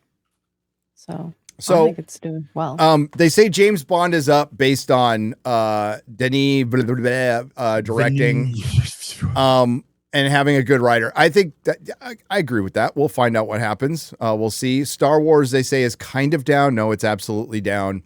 Hunger Games is down. I watched that Hunger Game prequel with Rachel Zegler, and she cannot act. She cannot act. She tries some weird Southern accent and don't even okay. One of Melissa's cousin was there, and his daughter got to pick the movie for the night. So we watched the Hunger Games prequel. Sure, Jan. It was totally not my choice watching it by myself. Okay. Yeah. Gary, all right, calm down. Hey, they say Mission Impossible is sideways or whatever. It's over. They ended it. Yeah. Well, they could. I mean, theoretically, the position that it ended in, they could easily do another. It was easily a John Wick situation. It's like it's ended, unless it makes shit tons of money. Then it's not ended at all. Yeah, because with John Wick Chapter 5's already been announced with Keanu. So yeah, he's looking. I'm a little bit concerned. He's looking rough. He's getting old, dude. No. Wait, I mean, he's looking rough. Yeah. Rough how? He's like looking unsteady on his feet, and yeah, I'm a little bit. Hopefully, he's just a bit poorly or something. Keanu at all. Yeah, protect him at all fucking costs, please. Wow, I'm still looking at those comments you showed me from the video earlier, MauLer. I should just take that off. Whoa. Yeah. Wow. Yeah. Wow. Yeah. Wow. Yeah. I don't know if that's anything we want to bring up on the stream. Not really. No, but I'm gonna watch that video. Wow. You better tell me what you think after. Not even after. 10 minutes in, you'll be like, well, hell. Okay. Well, so the chat doesn't suffer. I will equate it to something. I'm not going to get into it, but remember Cenk Uygur? What's the first thing you think of? Horse fucking. Yes. Something in that realm. Yeah. And the second thing you think of is Hassan Piker's his nephew. And he brought him in the world. Not a great combo. Yeah. And nothing's going to happen to him. Absolutely nothing. There must be some powerful political PAC entity. He said he did a PR tour semi-recently in order to try and scrub the kind of reputation people are trying to force upon him. Like, he did a bunch of interviews with major outlets to be like, I'm a nice, good, happy person who helped build the political movement. Blah, blah, blah. Dude, no, what I'm trying to say is that he basically said, like, I have created a bullshit tour in order to try and protect myself from people finding out who I am. It's like, wow. No, this is Cenk. Oh, I'm seeing which way the wind's fucking blowing, and if I'm to continue this grift to fucking get money out of people, then I'm going to fucking try and pivot towards it. By the way, if I was a benevolent god, I would fucking legalize animal sex with all fucking weirdo, fucking degenerate. When Elon's like adding Jeff Bezos with that little weapon design Hassan shared, and nothing's happening to him, dude. Yeah, it's like, come on. But isn't SpaceX doing business with Amazon? So if Elon really wants to do something, then pull your fucking business from SpaceX. What is SpaceX doing with Amazon? Are they I'm selling rockets? I don't know. I think they're doing something. Everybody's doing business with Amazon because we're on their servers right now. We are on their fucking servers right now. You are on their servers. Your phone, how did they get rid of Parler so quick? Parler, yeah, because they were on Amazon servers. But because they got rid of Parler, that's why you probably have Twitter today. If you hadn't fucking got rid of Parler, there's a good chance that Elon might not have fucking bought Twitter or X. And Parler was 0.00001% of any problem or size compared to Reddit or Blue Sky, or even Blue Sky. I still don't even. Is Blue Sky like? How many users does that even have? How active is Blue Sky? Is it like a real thing? As in, used? It's a real thing in the aspect of I think it's probably as big or maybe not. I haven't gone there to look. Maybe it's like Parler. As X. Yeah, it's no. Oh no, I think it's a bit bigger than X. The only thing I know about Blue Sky is not X. Parler. Full of Parler. Parler. Yeah. The only thing I know about it is it houses two groups of people: the far left's echo chamber and pedophiles, which I guess you could have as a subsection. There's probably a little crossover. I'm guessing. Yeah. A little crossover audience. I'm not fucking interested. To be honest with you, if Twitter went down today, I'd be like, yeah, I'm out. Like, just in general. Yeah. Oh yeah, I would not move to another. No. Social media platform. I wouldn't move to Blue Sky or Truth or whatever. I don't know any other, to be honest with you. But no, if X like closed down today, I'd be like, I'm just gonna post fucking gym and cat pics and memes on Instagram. And that'll be me. I'll be done. The simple life. Yeah. It's an honest life. It really is. Just trying to make your way through the universe. But I wouldn't cry. I wouldn't cry if X just went offline tomorrow. I wouldn't shed no tears. But yeah, it's got to be more than just like Hassan's got the backing of the Twitch CEO. It's got to be more. Well, he's had AOC on his streams. Sure, he's got the backing of the Democratic Party, not just. That's what I'm alluding to. CEO. I think there's state involvement. There is. It's honestly the push and pull between too big to fail and, well, is he? It's like, yeah, we'll find out, I guess, because I don't know what else he could fucking say at this point. In their view, he gets to a lot of young people, and he's very important, important, which is exactly why Charlie Kirk was targeted, because he was talking to a lot of young people. I just think he's going to get. He's got some backing that goes beyond the Twitch CEO, who's lusting over teenage girls on his own platform. Yeah. There's some very creepy shit going on with him there. Fucking A. Crazy fucking week. Alien Earth. Yeah. Do you remember? I can't even remember the episode now. Okay. Nothing happened. It was the retard. Retard. Which one? That was so fucking authentic that the first word to describe Alien Earth that comes to everyone's head is fucking retard. Like, yeah. How embarrassing, Noah. It should be. Everybody's like, even Robert Meyer Burnett jumped off last week, and he was talking about like everybody just became retarded this episode. It's like, well, they've been retarded the whole time. Yeah, didn't just. Yeah, I think that's just the power of good faith from the audience that they took this long to say everyone is retarded. It's like, it's been retarded since episode 1. It has, and every decision in this show, has been made based on people being retarded. And there being no surveillance whatsoever in this society that's 100 years in the future, that's somewhat corporate authoritarian, right? An oligarchy, as they like to say. It's an oligarch, or like a true oligarchy, right? The one thing corporations are really known for is not keeping track of their own employees and security cameras, especially, in labs that harbor 5 aliens, and probably the most valuable thing in existence, the key to immortality. No cameras anywhere and nobody watching them. No. Nah. Well, there is cameras, but nobody's watching. Nobody. That's what I said. Nobody's watching them. I guess the one guy who is watching is like evil. So and we don't know why. There's 2 episodes left, and I do not know the motivation of most of the characters at all. No, well, I've already gone into my Ash explanation on FNT, where I think because it was brought up this week that Timothy Oliphant's model is like an old discontinued model. Maybe it's malfunctioning. Maybe he's a spy for Wayland Yutani. Yeah.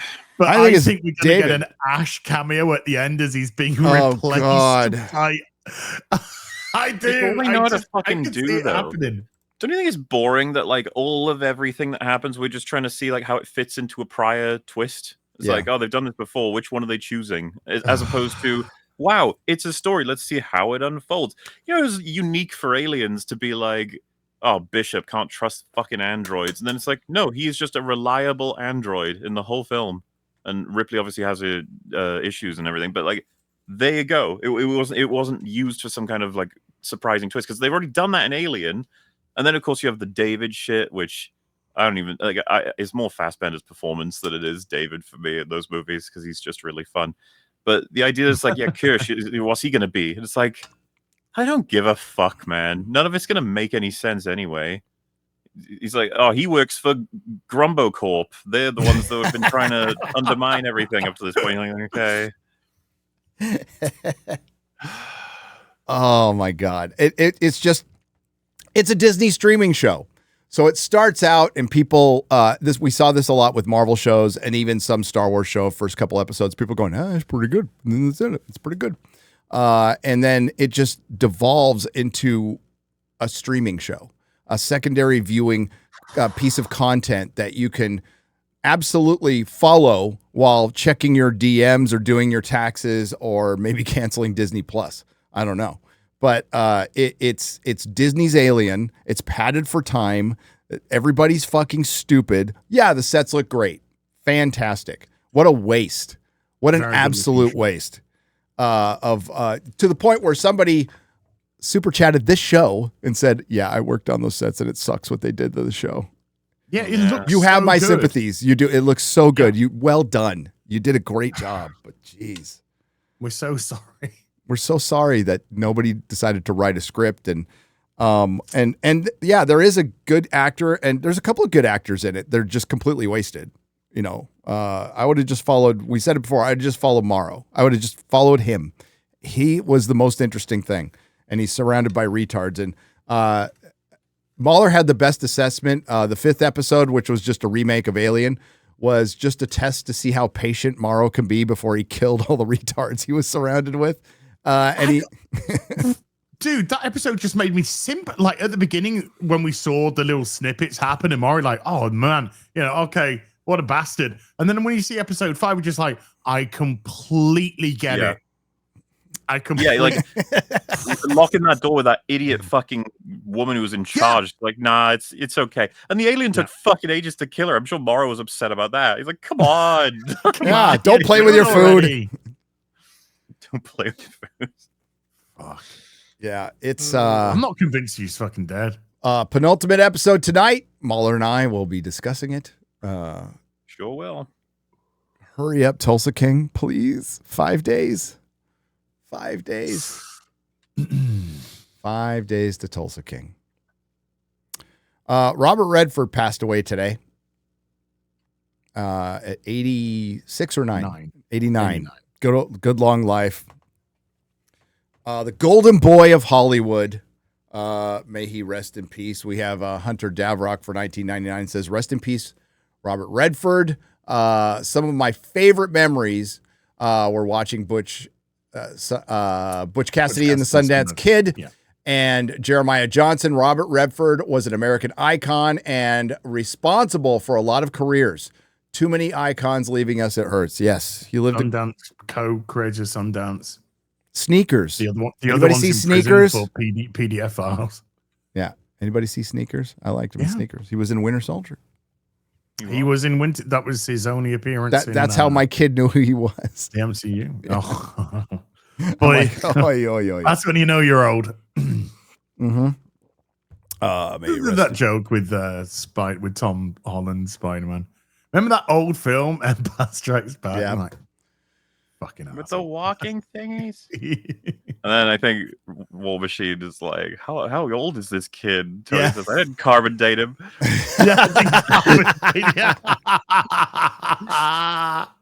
Oh, remember it used to be well written. Oh yes, Civil War, love it. We got a first picture of Dr. Doom out there. Yeah, it looks like Dr. Doom. That's cool. Looks like Dr. Doom. Yep. Too bad he's gonna be fighting fucking Simu Liu and Marvel's Katie. I can't believe Marvel's fucking Katie's coming back. What the fuck? Like, it's madness. It's unbelievable. How do you make a joke? You're like, you've already done it. Yeah, exactly. You're beating us. You're beating us. You've out-joked us just by putting her in fucking Doomsday. Oh, and when we went through the Marvel Zombies trailer, if you look in the credits at the bottom, it's Ironheart, the last from Ironheart. Yeah. So they were just trying to keep that one quiet. Yeah, they were trying to. I don't think Ironheart will be showing up. Well, maybe in Secret Wars, but not in Doomsday. But there's going to be so much like. I don't care about Doomsday at all. And I love this shit. I love Marvel, but I could care less. I am looking way more forward to Spider-Man Brand New Day. Gary, for me, it's just like everyone's announced we are going to be taking 1,000 trains, planes, cars, and everything in this area, and we're going to crash them all into each other at this time. Would you like to watch it? I'm like, yeah, I guess. Yeah, it ain't going to be a car crash. It's going to be a fucking pile up. Oh, I think it's going to be a mess. Yeah, I don't think I could be wrong, but I don't think a bunch of people are going to be interested in seeing, hey, we brought back Ian McKellen and he's dead. We brought back Patrick Stewart and he's dead again. Aren't they talking that it's actually going to be the Fox X-Men fighting the Avengers? So it's going to be all of it. Fantastic Four fighting X-Men, fighting Avengers, because they're all going to be fighting over their respective universes, right? There was no script. Yeah, there was no script written, but I was told the premise is Dr. Doom, I guess, wanted to work with the FF in the beginning, or they were friendly, but Doctor Doom's doing something, and it's going to be the Avengers and Fantastic Four and X-Men trying to work together, but then eventually they all start fighting. I think, especially with Waldron script doctoring, they're trying to involve the incursions. The problem is each film has changed the rules on what incursions are. Yep. Yeah. None of these writers talk to each other, so it's so funny to be like, well, Loki. Yeah, which Waldron was the one that started up, and then he changed everything again in Doctor Strange, and then you've got different rules for incursions in No Way Home, and etc. Deadpool Wolverine. Yeah, different rules again. So I don't know what the fuck they think they can do to stitch this together. It's going to be a nightmare trying to remember all of these fucking rules if you want to, definitively break down how stupid this movie is. But I don't think we're going to need to go that far. I don't think so. But we're going to hear, what we're going to hear is a lot of really fucking stupid rumors and shit for the next year, because it'll be just kind of them, for one, they're filming, there's no on-location filming that I could think of. So most of it's going to be done in studio, and it'll just be ridiculous rumors to keep the news going, and they'll leak some stuff. We might get a teaser at the beginning of the year or at Super Bowl next year or some. It's like, and then what? And then what? You do these two movies, and then what? You have to. So they are rebooting. Mm-hmm. They've come out and said they're going to do a soft reboot, and they're going to recast, which they should have done years ago and not killed off these main characters. It's going to be dead or it's done. Oh, dude, we're talking. You've oversaturated. We're talking 2030 for the reboot, which would be 22 fucking years after Iron Man. We're done. Thank you. Yeah, it's not even put the movie in the bag. It's more of a put your resignation in the bag. Yeah. It's not put the movie in the bag. It's we don't want the. Do you want the? We don't want the movie. We don't want the movie. We don't want to buy the movie. We don't want the movie. Do you have anything else in stock, sir? You want some good news? Sure. We didn't get a chance to talk about because of the last week. Saints and Sinners hard copies are arriving at the Ripperverse right now. That's great. Awesome. I think they're just waiting on the hardcovers to get in. Sweet. I gotta hurry up on reading my audiobook. I fell behind with this Charlie Kirk stuff. Fell behind on everything. But Gary, you don't read an audiobook, mate. I do. I mean, technically, that's what I've been doing. You don't read an audiobook. I read for the audiobook. Get it right. Yeah, I read for the audiobook. Okay. Get it right. Oh, shut the fuck up. Oh, fuck out of here. Get it right. I haven't stopped reading my audiobook. What the fuck? No, Rings of Power is not coming out next year. No. It's still coming out, so there's bad news, but it's not coming out next year. They waited so long to renew it that they didn't get to filming fast enough, and it looks like it's going to be out in 2027, which will be 3 years in between seasons. And they still claim that they're going to finish it. No, they're not. So what? The bullshit out there is they have the rights to 5 seasons. They don't. They are not obligated to make 5 seasons. They're not in any way, shape, or form obligated to make 5 seasons. Jennifer Salke has already been fired, so we have somebody else coming in. The thing is, they were already kind of in pre-production during her firing, so they can't they could have, but they didn't. They didn't shit can everything. They did cancel Wheel of Time, and what the Wheel of Time fans know is it came out prior to Rings of Power, and Rings of Power kind of reflects Wheel of Time as far as viewership, quality, being fucking a total vandalization of the source material, and it will follow it and being canceled. It will. It's just put off until 2027. The worst news, MauLer, is I think, I could be wrong, I think House of the Dragon won't come out until at the earliest, the very end of next year, possibly 2027 as well. What's the latest on that? Are they filming or? Filming, I think they still have some principle to do, but this is super effects heavy because of the Battle of the Gullet, and they're doing Tumbleton too at the end. For those of you who don't know, those are dragon fucking battles. Gullet's crazy. The Gullet's like multiple dragons, sea battle. It's fucking nuts. Tumbleton, some dragons there too, but lots of people on fire, by the way. Spoilers. Dragons are going to burn some people. It's such an effects heavy thing that I don't think I think that's why they moved Night of the Seven Kingdoms to early next year. So this is the kind of thing that it all depends about how it ends up, honestly, because you know how we've talked forever about the nature of delaying the shit out of your programming so that it just falls out of the culture, which is a huge mistake to make. You can only get away with it if you're basically a dominating figure, like a titan of the industry, and even then you shouldn't.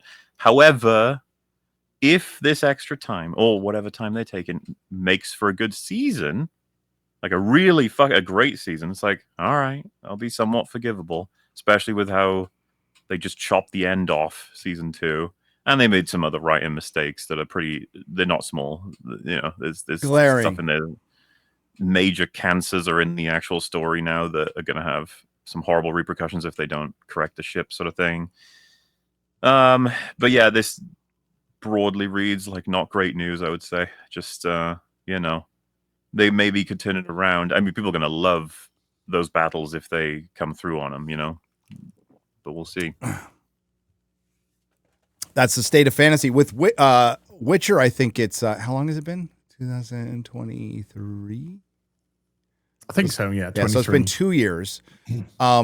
Netflix did this big presentation called To Dumb earlier in the year. Remember, they dropped the One Piece trailer and gave the very disappointing news that it's 3 years between that season, which pretty much fucks it.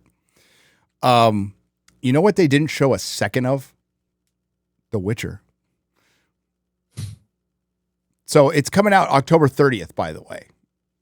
So it's coming out in like a month. And they released that trailer, that clip, Saturday night on probably one of the busiest news weekends of a chaotic year, with the, and they dropped it late at night on a Saturday. If they didn't want to bury the shit out of this, it's obvious. And poor Liam, dude. Poor Liam. Not his fault, but he's taking the gig. It's his, Sure. I mean, I'm not shedding no tears for him. I think there's a lot. What's funny if you look, true, but I mean, you should take it, right? Yeah. The overwhelming, there's sympathy for him in the comments. There's like, fuck this show. I'm never going to watch it again, but poor Liam. It's not Liam's fault. Don't have a go at Liam. Have a go at the writers. I'm going to go have a go that he looks like everybody's been saying at Temu Witcher, which is yeah.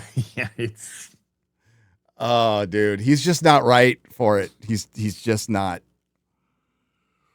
I hate the fact that in 3 seasons they haven't managed to get Geralt in anything that resembles what Geralt fucking looks like. But okay, no beard. None of the armor at all looks.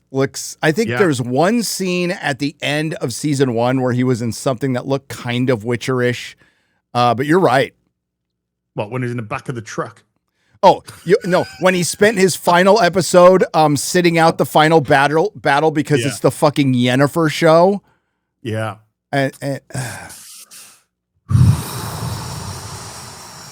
dude, they butchered the books. And now they're getting into game territory. That'll be fun. Nobody's going to watch it except for me. Disbrew. I am touching this. I'm watching it. Fuck yeah. Nope. I didn't watch season 3. Love Cavill. But he told us everything we need to know about this show. So there's no point wasting my time. Season 2 was, I thought season 1 was bad, but season 2 was fucking atrocious. Next level bad. Like, yeah. I love when they took away Yennefer's magic so they can show her being science girl because we fucking need women in STEM or some bullshit. We need Yennefer in STEM. It's so stupid. And everyone was just going around going, even though you've got no magic, you're just the greatest. You're just so amazing. You're the best. Oh my God. Oh my God. You at every fucking every time she got to her little fucking female coven, they were like, "You're so amazing." It's like, oh, dude. What's this? X-ray girl. Oh, it's just the drop in viewership if you want to look at it. Oh, yeah. So the drop in viewership from season, so from season 3 saw a 36% viewership drop from season 2 and 48 from season 1. What they didn't tell you is the drop within season. So season 3 was like 15 or 20% off of season 2's premiere. But by the time you got to, sorry, I'm doing Steiner math here. By the time you got to the 5th episode of season 3 of the third act of the second part, it's a disaster for you. It's sacrifice. No, by the time you got, okay, so the drop from episode 1 of season 3 to episode 5 was 60% within the season. 60 season 3. So the first part of season 3, beginning to end, they lost 60%. And they spent season 2 was 171 million. Season 3 was about 175 million per season.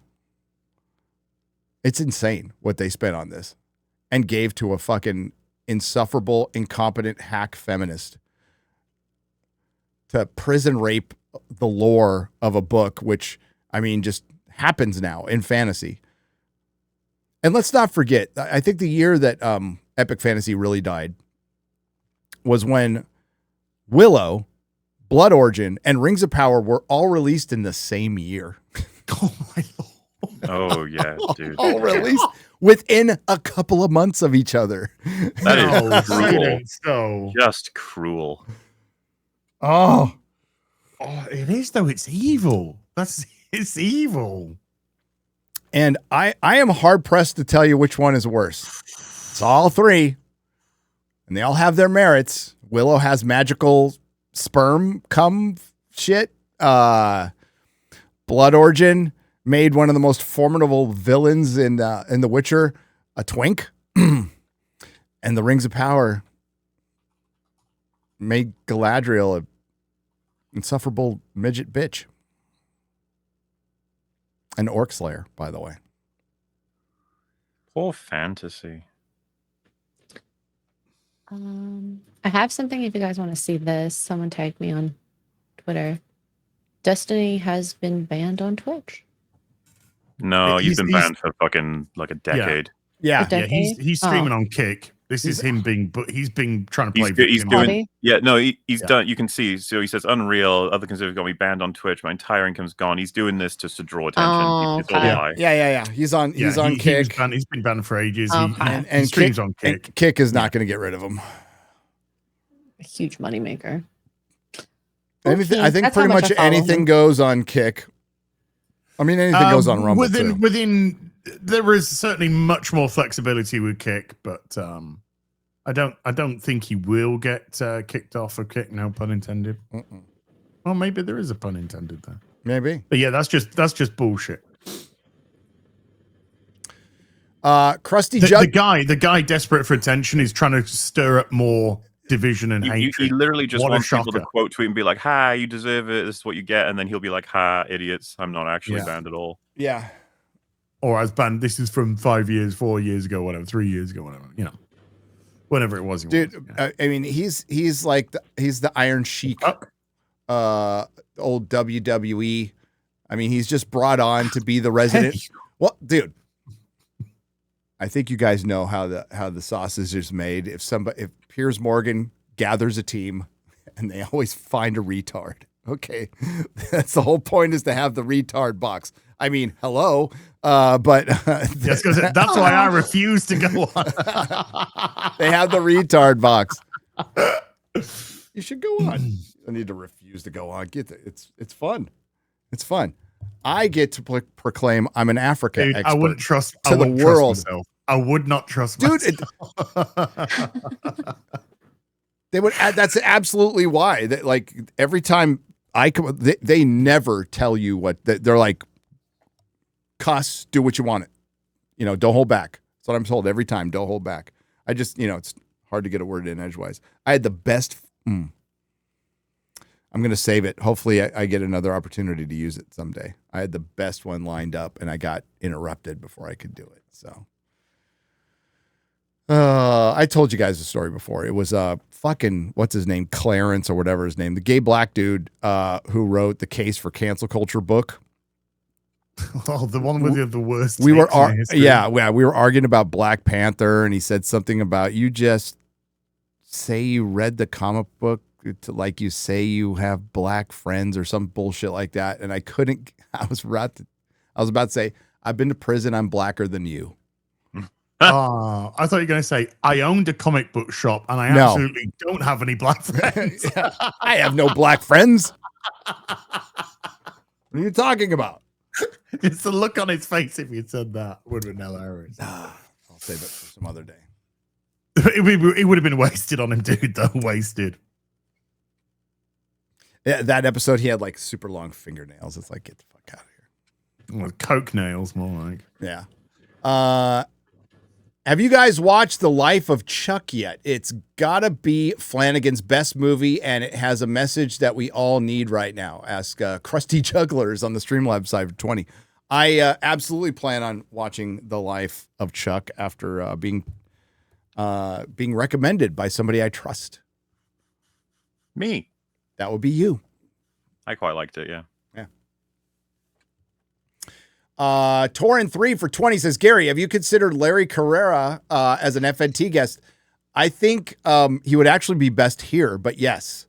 I would love to bring him on and we could talk for hours about the sad puppies and maybe bring that back into the sphere. The sad puppy incident was basically Gamergate or whatever happened to Hollywood to publishing. And George played his part. George R. Martin played his part. His new book, Kickstarter, funded in 45 seconds for a new publisher, ARC. He has also dedicated his last series, 7th book, to George R. Martin. See, it isn't that hard. Drinker knows him. Yes. We follow each other on Twitter. We'll get him on because I'd love to talk to him about the whole publishing fiasco. Josh Kelsey drops $19.99, walks away. That's what he does. Thank you, Josh. Darkington has gifted 10 Nerdrotic memberships for 50. Oh, I almost hit the wrong button. She said, thank you. Thank you, Darkington. Tulsa King Watch Party. Did you ever finish Tulsa King there, Az? I've 6 episodes in. I haven't got any further. Things have been a bit chaotic recently. Yeah, the whole last week has been, yeah. Incognitus Jones for 20 says, watching live from a waiting room while my mom gets surgery. Oh, to remove cancer. Fuck cancer. I appreciate you guys keeping me distracted while waiting. You guys mean a lot to me, a lot to us. Fuck cancer and hail the fellowship. Hail to you. Good luck to your mom. Okay, all the best to your mom. She can be okay. Mm-hmm. Z Herbs in Spices has gifted 5 Nerdrotic memberships, $25. Thank you. Fardeka, did I say that right? Fardeka, I think so. Okay, for 20. Says, any chance there's a compilation of all these somewhere? I want to speak with my dollars against these companies. No unity to be had with these people and their demonic culture. I'm sure many people are putting together compilations of the celebration. There is. There's a lot. Pretty good Sam Hyde video. Oh, pretty fucking good Sam Hyde video, dude. That was that. Oh man, jeez, that was. I was not prepared for that. And there's been, obviously a lot of heart wrenching stuff, but just the first couple of minutes of that, it's just like, fuck. He's right. He's speaking wrong, speaking absolute facts. Crystal clear, 100% truth. Yeah. This is your sister. This is you. This is you. This is your sister. This is you. Oof. Zoranto Zero for 50. There is a difference between saying things that hurt feelings versus celebrating somebody taken out for political views and wanting to add more people to the past tense, in quotes. Very few of these people even thought thought of the people in the crowd who were there. None of them have. None of them have thought for the kids. They don't care. They don't care. They just killed a man. Do you think they care for the people in the audience? They're celebrating the murder, the assassination of a man. Do you think they give a shit about the feelings of the people who were there that saw it? I forgot her name now. I promised. The last thing on their fucking minds. I promised Eric I would. Chrissy talked about her. There is some young Asian comedian. She's kind of been out of the scene for a while. She's always been a little commie bitch. There was also that artist for Sonic, and little minuscule angry women who have no understanding of if they got their glorious revolution and during the revolution have no fucking understanding what would happen to them from their own side during that revolution, have no idea what real fucking violence looks like, have no fucking clue. Gone by then, but we would know before we were long gone what their fate is.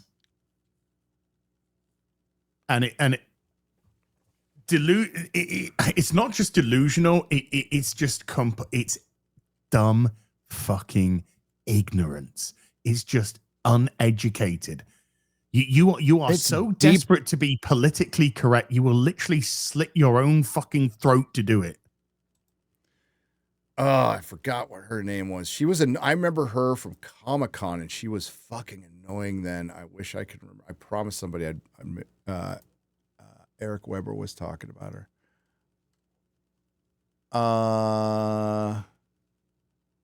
Let's see if I can get there. No. Fuck. It's no big. Just an annoying progressive leftist from Hollywood dancing on the grave of Charlie Kirk, asking for more violence, more of this from the safety of their apartment with 9 cats in Burbank or whatever, with no clue on how the world works. And again, no clue of what real violence looks like, and no idea the horror of what that looks like. Not a clue. Not a fucking clue. That video of the woman who was just literally doing celebrate and dancing, and then she just wanted after 30 seconds to pivot into, no, but real talk, this is bad. No. She doubled down. So that woman was like, thoughts and prayers. She doubled down later on a video. She started out trying to back off and apologize, but she's all no. And she tried to swing it towards, there was a school shooting, by the way, that day. And she tried to swing it to them. And it's like, no, fuck you. And don't use those kids to try to deflect either, you piece of shit. You fucking piece of shit. So much whataboutism, though. There is so much whataboutism. It's not. And then it comes out that shooter's probably drunk. Well, his boyfriend was. No, the school. Oh, the other school. I don't know about that. Probably the way this year is going. What is making the left mad at the moment is the quote-unquote right wing is finally playing by their rules. And to their horror, it turns out the quote-unquote right is better at the game than they ever were, and they don't have to make up stuff. They don't. The left can't meme. But this is what many of us were warning about, even through my Star Wars videos and stuff. Many years I've been warning about when you're ratcheting up the hyperbole, when you're ratcheting up the accusations because you don't have an argument. I mean, where do you go past Nazi? Calling somebody a Nazi, a racist. Where do you fucking go? You've already gone to the extreme. Violence.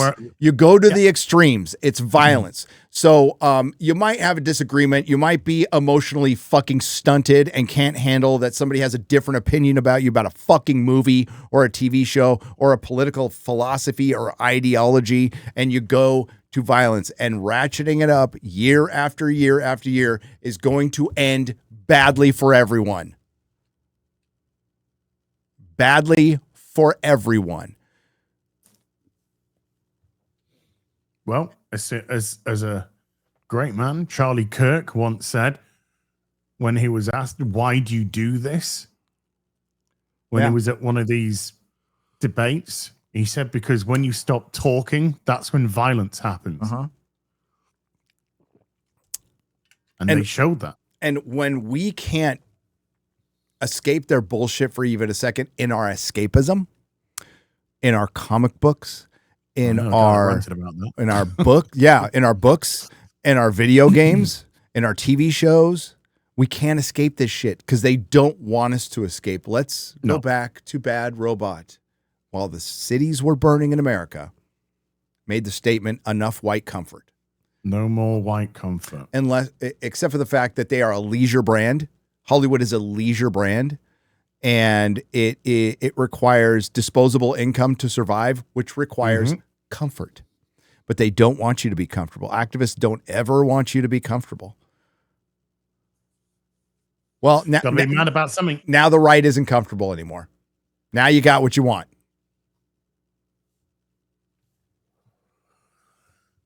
I pedantically would like to just slightly disagree with you there. Because it's not just the right. It's I think just decent people.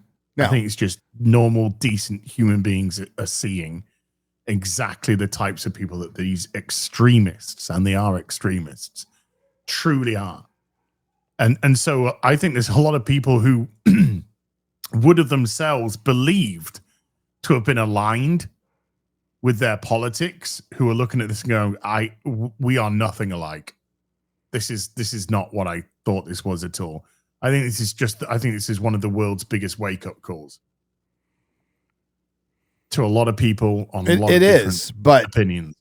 To what I was referencing was the right was fragmented 2 weeks ago. They were going their own way, and they still are in some aspects.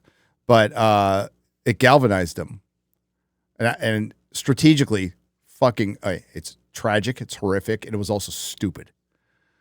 Now you're seeing a lot of very normal people. Again, I'm glad you got here. I am going to wonder a little bit what took you so long, after COVID and everything else we've seen. But if it takes this, great, to get radical common sense brought back in the world. There's nothing common about sense anymore. Nope. But we need to get there. Oh, yeah, we do. Make civility great again. Taking my 16-year-old son to a public memorial for Charlie Kirk here in Waukesha, Wisconsin. I'm a conservative writer, and his death has absolutely shook us, but because it could be me. Yes. As Sam Hyde said, this is your sister. This is you. And that's why it's shaken America to the core, because this was a regular citizen. Just a regular citizen. Taken out for words. A regular citizen taken out for words. Mm-hmm. And a woman that was murdered due to the color of their skin, that was a refugee from a country from Ukraine that mere months ago these people were projecting and flying the flag from in Congress itself, and not a fucking one of them had a word to say. They don't care about you. They never have. They never will. It's a convenience. All of this is a convenience and a tool to push their own agendas. Wake up. Dr. Desuke is it Desuke or Desuke has gifted 10 Nerdrotic memberships for 50. Thank you very much, Doctor. Oops. Oh, get over here. Okay. The Lone Canuck for 20 Canadian pesos says, when Charlie was killed, they celebrated. When Joe Biden was diagnosed with prostate cancer, the right wished him well. We are not the same. We are good. They are evil. Simple.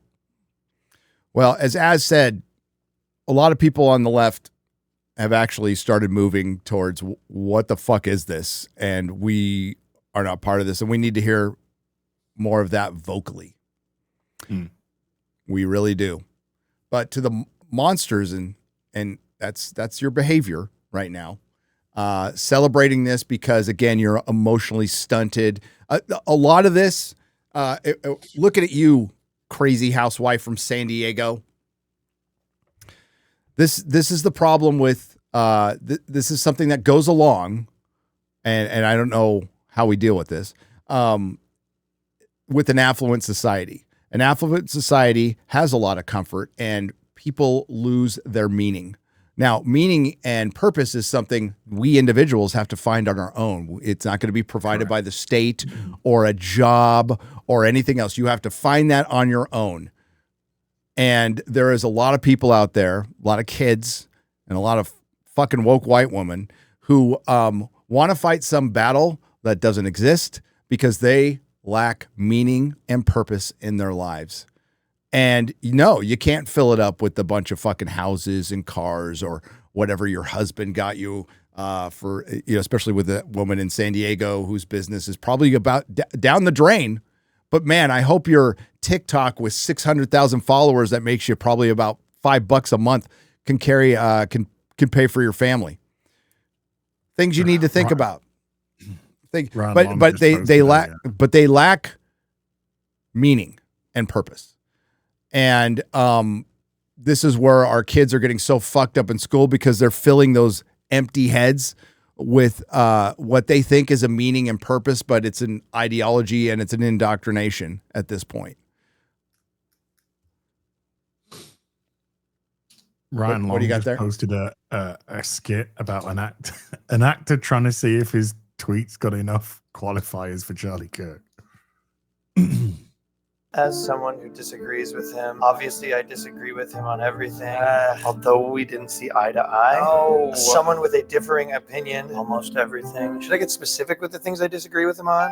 So what I want to do is make my post that people shouldn't be killed for their opinions, but figuring out the perfect amount of qualifiers to include has been near impossible. Political violence on all sides needs to stop. Like, essentially, I want people to know that I'm good because I'm against murder, but I'm also good because I disagree with them. Guns are bad. Like something that says, I care, I have empathy, but also if you disagree with them on anything, that's none of my business, Like, well, do we know anyone with empathy? What did they put? Although I disagree with them on 90% of things, to 99% of things. Did I wait too long even? I mean, I'm not touching Israel stuff with a 10-foot pole. Now the right's figured out how to get people fired too, which is adding another layer of complication. What post would you actually think? Why don't you grow the fuck up? What are you, retarded? The goal of social media is to say the least amount possible while also not saying something when you're supposed to say something. Why don't you talk to me when you understand social media?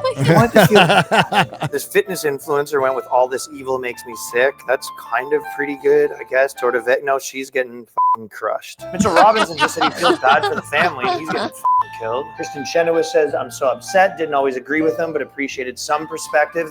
She's in a fucking shitstorm right now. Even though I think he's bad news. No. Sad but true. Times like this, I question if I even want to be an actor. You're screwed. So then you disagree with him? Do you even know what a qualifier is? Why didn't you have that energy for the last 45 tragedies? Delete your other tweets before they can get you on the hypocrisy. We should do a video where you cry. No, that's crazy. We're not going to cry. It sounds like selective empathy to me. Time is running out. Rabbi Shmuley's using this to raise money. Maybe that could be you. You could get rich off this. Everything is at stake.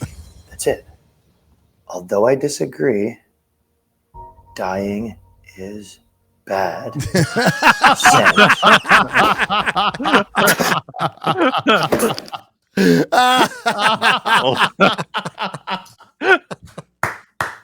Check out Ryan Long. He's funny as hell. He's That was really good. This Israel-Palestine one is pretty fucking good too. That one's pretty good too. He's racist and far left. That's, Zell for $49.99 proper British pounds. Thank you very much. Screw these people. I've lost a few friends over the last few days because I dared to call them out for celebrating Charlie Kirk's murder. Wozcox was trying to cry about cancel culture now. Why put the sword of Damocles over their head? Why put the sword of Damocles over their own heads? No surrender, no retreat. It's kind of hard to show empathy when you've never seen it from the other side. But let's bring the temperature down, folks. Amy Curtis for 20 says, this is not the first time Elizabeth Banks has made an ass of herself in an award show. It's not. No, it's not. In 2017, she said Spielberg never had a female lead and had to apologize for forgetting The Color Purple. Yikes. That's right. That was good. Ay, ay, ay. Vermithor for 30 says, so much death. What can men do against such reckless hate? Ride out with me. Ride out and meet them for death and glory. For your people. Hail, boys. Thank you for being the light on the 5th day.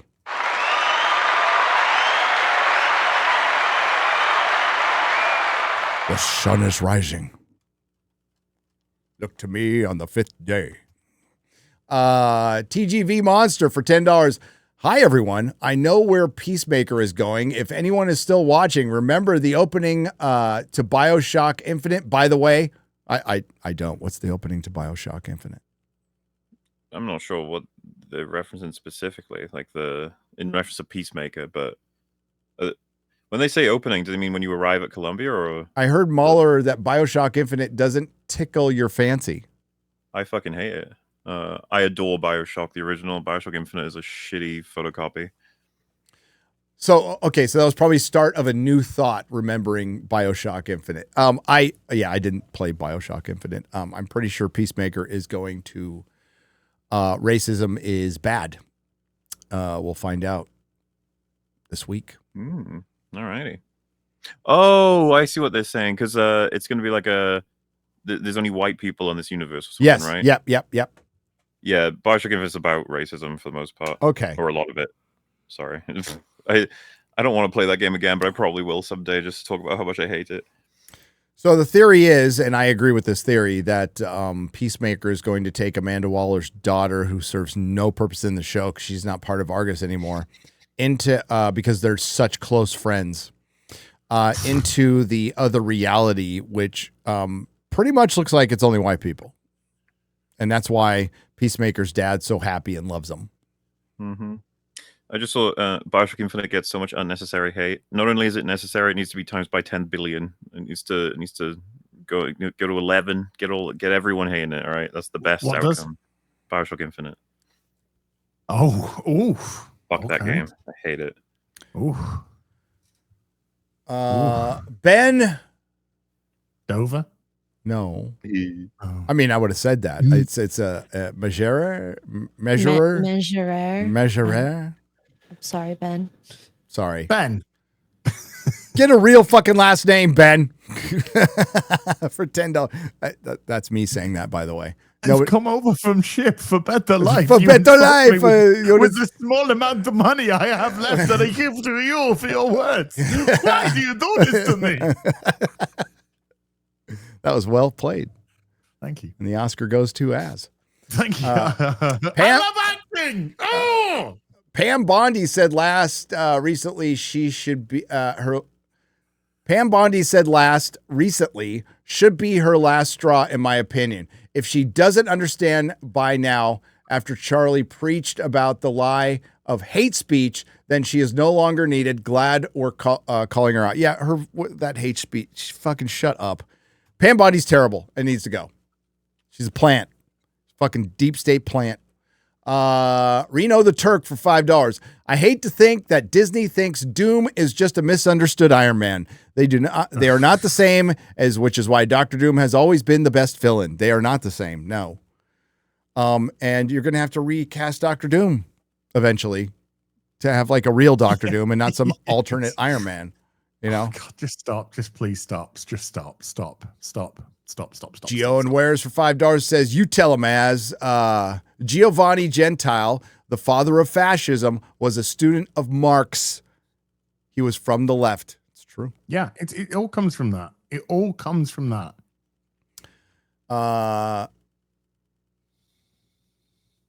Ascendiate Media for $10 says, fascism specifically is an outgrowth from early 1900s American progressivism and German historicism. Yes. You left, but much closer to current Democrats than they want you to realize. Reno the Turk for $2 says, what if a stray arrow kills Helm's Deep? Molly. It says Molly. Oh my. Weekly Marvel versus DC. Ymir versus Demos. Big Ounce for $2.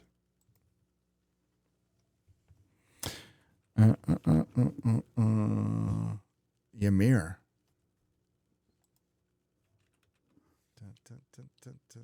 I don't know.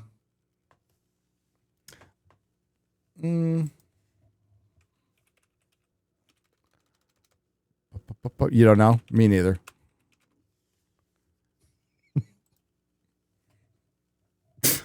Never mind.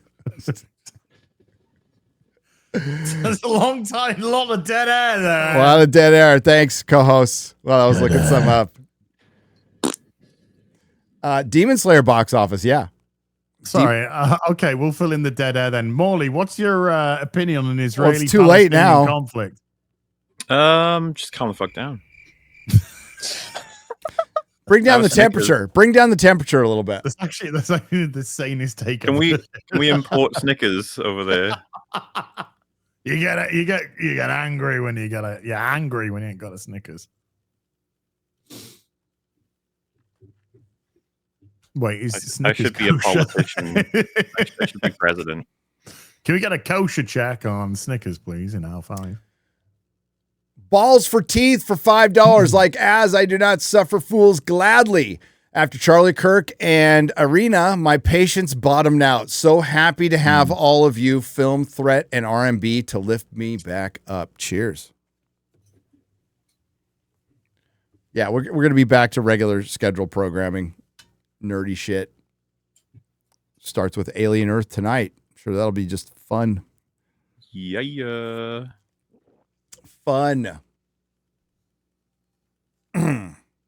Shlomi Leaner for $19.99. Have any of you played Expedition 33? It's a masterpiece of a game, MauLer. I just watched the clip of your Outlaws game. I never heard you laugh so hard before. I mean, yes, completed it. Phenomenal game. I need to get on that, but I really haven't played any games properly since making this fucking video. But as soon as it's done, actually, I think I'm going to stream beginning of October. I'm probably going to stream a bunch in October just because it's my favorite month. It's the month where everything good happens. So let's make sure let's make that happen, make some fun things happen.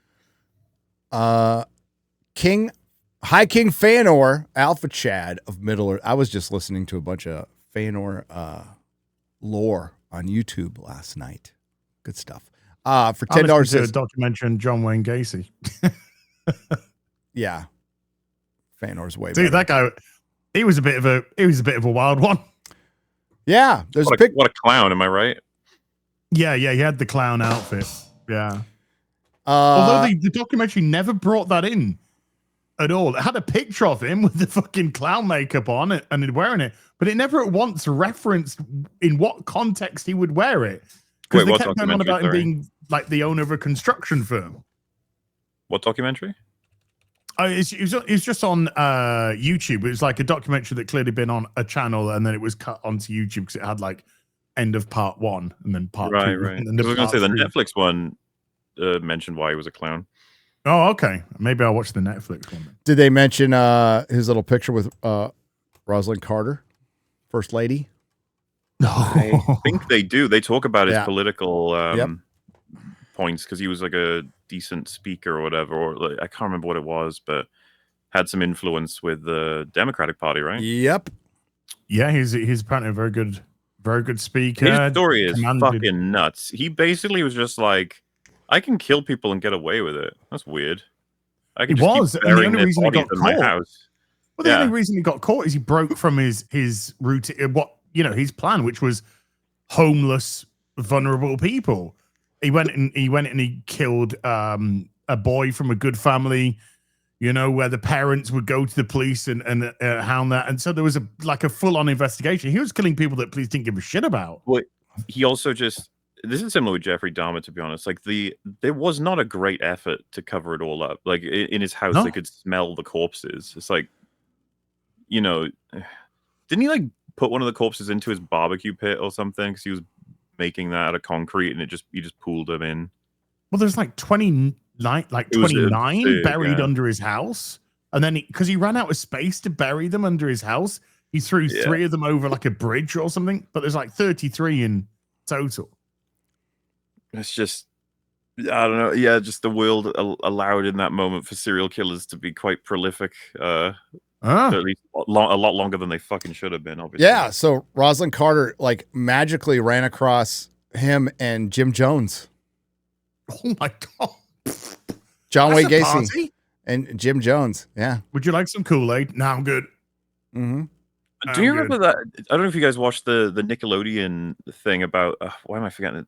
It's about all the people in like Drake and Josh and whatever have you, like the weird fetishization shit of is Dan something? Dan, is it Schneider? I think it's Dan Schneider. Yeah, he's an actor. Yeah, he's an actor. He was an actor and produced those shows. There was like another guy who was way fucking worse on like the crew, and I remember the story of they went to his house and he had like paintings made by John Wayne Gacy or something.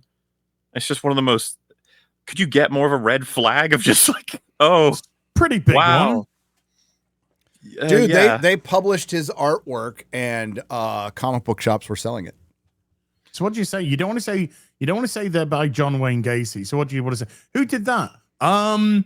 Hitler. Gay pedo. Sorry. John Wayne Gacy. Yeah, that's the lesser of his crimes compared to the fucking rampant serial killing. I don't know how the hell we got on that one. I was just talking about Feanor. Hi, King Feanor. Alpha Chad of Middle Earth for $10 says, good morning, guys. Hope all of you are well. Gary knows that I typically post Tolkien content on X, but right now there's a cause to fight for. We need to take our country back for Charlie.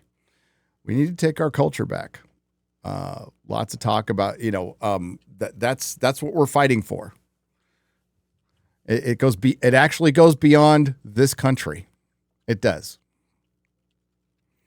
Jennifer Grasso for $1.99. Nice hat, Gary. When's the Harry Potter podcast coming? November. Right over. Is that when the show's first episode's out, is it? No, the fully cast audiobook, which the casting is quite frankly better, comes out on Audible in November. Ryan and I are going to start doing Harry Potter podcasts. The two most unlikely people to do Harry Potter podcasts are going to be together. It'll be fun. Gay. It's been almost a week since the tragedy, and we're still seeing these vile people spewing their crap. Imagine if these monsters were around when MLK and JFK died. Love goes out to the Kirk family. This is Terry Masters for $9.99. No social media then. I think we just get to look at the world a little more clearly, the way it's always been. Woogie, what the fuck is this? Woogie Boo. Woogie Boo Boofles. That's Boob Olfuff. Okay. Thank you for the 5 Canadian pesos. Rest in peace, Thomas from At the Gates. One of the best metal singers of the last 30 years. Slaughter of the Soul is a must-own metal album. # fuck cancer. Fuck cancer. British Gary from the League of Evil Garys for $5. Oi! Even us in the League of Evil Garys aren't this evil. This kind of cosmic evil is worthy of a team up, mate. It says M8, so I'm guessing that's mate. Mate. Sharp for $1.99. MCU Doctor Doom looks beautiful. Superb design. It looks great. And then he's going to fight Marvel's Katie. Sushi Oshi for $10 says, what continues to burn me is Charlie Kirk was a family man. That was the nicest guy on earth. What the left really did was remove a future president. That's why he was targeted. More news on that. I guess we're still finding out motive, and the Tyler, whatever his fucking name is on suicide watch now. He's in court today, isn't he? I think so. He's not cooperating. But they say they have Discord conversations and all kinds of shit. So we'll find out more. Great takes as love you, man. Hashtag I am Charlie Kirk from Wicked 14 for $2. Cheers. White Knight Leo for $10 says, it would be one thing if Charlie Kirk's end was actually an ironic consequence of his activism, like a defund the police activist or a violent felon, but he was literally shot to make him shut up. It's bad anyway. You know who else is late and gay? My mom. Or late and gray, says Darth Cactus. Okay, sorry to call your mom gay, and I misread that. Wait, your old mom's preggers? What? She said late and gray. Gray. Why'd your camera go off for 38 seconds, Gary? Well, you just answered your own question, Tricky, for $5. Don't ask questions you don't want to know the answers to, okay? Yeah. Kyle Vernon for $9.99. A.G. Bondi is using Charlie Kirk's death to prosecute hate speech, in quotes. She's using leftist rhetoric to describe incitement. Congress is in Israel right now for the 50 States of Israel event. Pam Bondi is terrible. Zeddy Boy for $4.99. I've been showing my mom Firefly, and Wash is her favorite character. Last week, we saw Serenity, and her reaction was everything I could have hoped for. Oh, heart-wrenching moment. Nice choice of words. His fucking heart got wrenched for sure. Yep. I didn't think of that. Snacks for $10 says, from the Diary of X-Ray Girl, these new smart cars never work. I'm so confused. Just yesterday, I put it into reverse, and it started playing a video of a guy getting run over by a car. Anyway, see you next Tuesday. How'd you find my diary? God. Corn Pop for $1.99 wants to know, X-Ray Girl, why does Gary have a lisp? Because he has a thing in his mouth. What is it called? My Invisalign. Invisalign. My Invisalign, yeah. Super Mastermind for $10. Gamers have a 2 to 3 year backlog of old games. We NC via Steam. Maybe we can see. Thank you. We can see via Steam. Bought in sales. Most are the best ones of the years after they dropped. They don't need these shit games. These game companies are bold. Well, what's the next Bethesda game? Most likely it's going to be Elder Scrolls 6. And that will be 20, 30, 50. 20, 30. There's been more time since they announced the Elder Scrolls 6. The announcement of the Elder Scrolls 6 was closer to the release of Skyrim than it is to current day. Current fucking day. And we've barely had a current fucking day. And we've barely had an update. We've not seen anything since that. So, goodness knows fucking when. But their Indiana Jones DLC just dropped, and as you saw earlier, fuck all people played it, care about the game. Nope. But they stuck it to those people who checks notes were mourning the death of somebody who was murdered. Well done, Bethesda. Yeah, well done. The Napski for $2. X-Ray Girl. What is rimming? That's when you put a salt or sugar on the rim of a drink. That's it. Not really. That's exactly the answer to that question. Thank you. But not really, though. And then it says dogging. Cheers. That's when you take a dog for a walk. Yeah.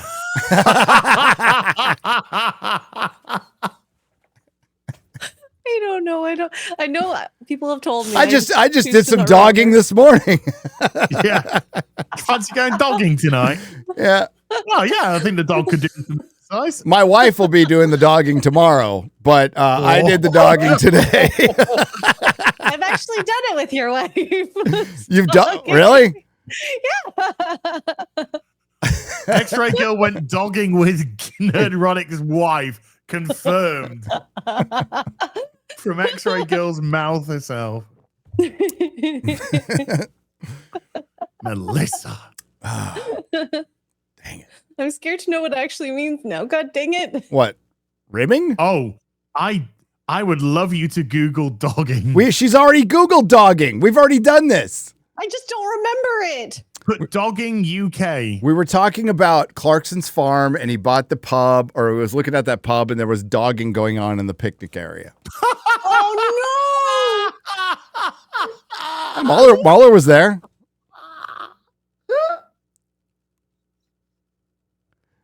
No. Oh, dear Why did goodness. I forget it?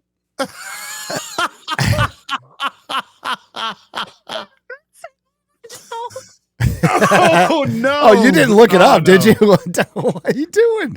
Don't look up rimming. Don't. Look up rimming. No, do not look up rimming. Look up rimming. No, no. Do it. Don't look up Do blue. it. Don't look up now. Do not look up blue waffle.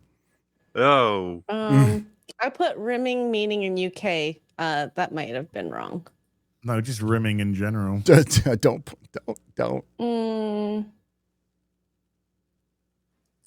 Where is it? Okay. Oh, ew. Ew. That's disgusting. Why? This stream has gone through such swings. It is it's like a roller coaster ride, this stream. It's gone through more fucking swings than a manic depressive. Sorry, bypass. The first thing I see, because I said it, I read it as Anna Lingus. No. Take a closer look at that word, Anna, and you'll see that it changes into something else. Oh dear. Anna Lingus. What's rimming? Well, it's Anna Lingus. She's. Why is Anna doing this? Why, Anna? Why? Why, Anna? Why? Why would you do this, Anna? Oh boy. Anyway, sorry. I like my definition better. Okay. That's worse than Brit Annie. Happy Jessica. Happy Jessica, everybody. That Texas gal for $4.99 says, I signed up to the campaign for Brandon Herrera in honor of Charlie. Well done.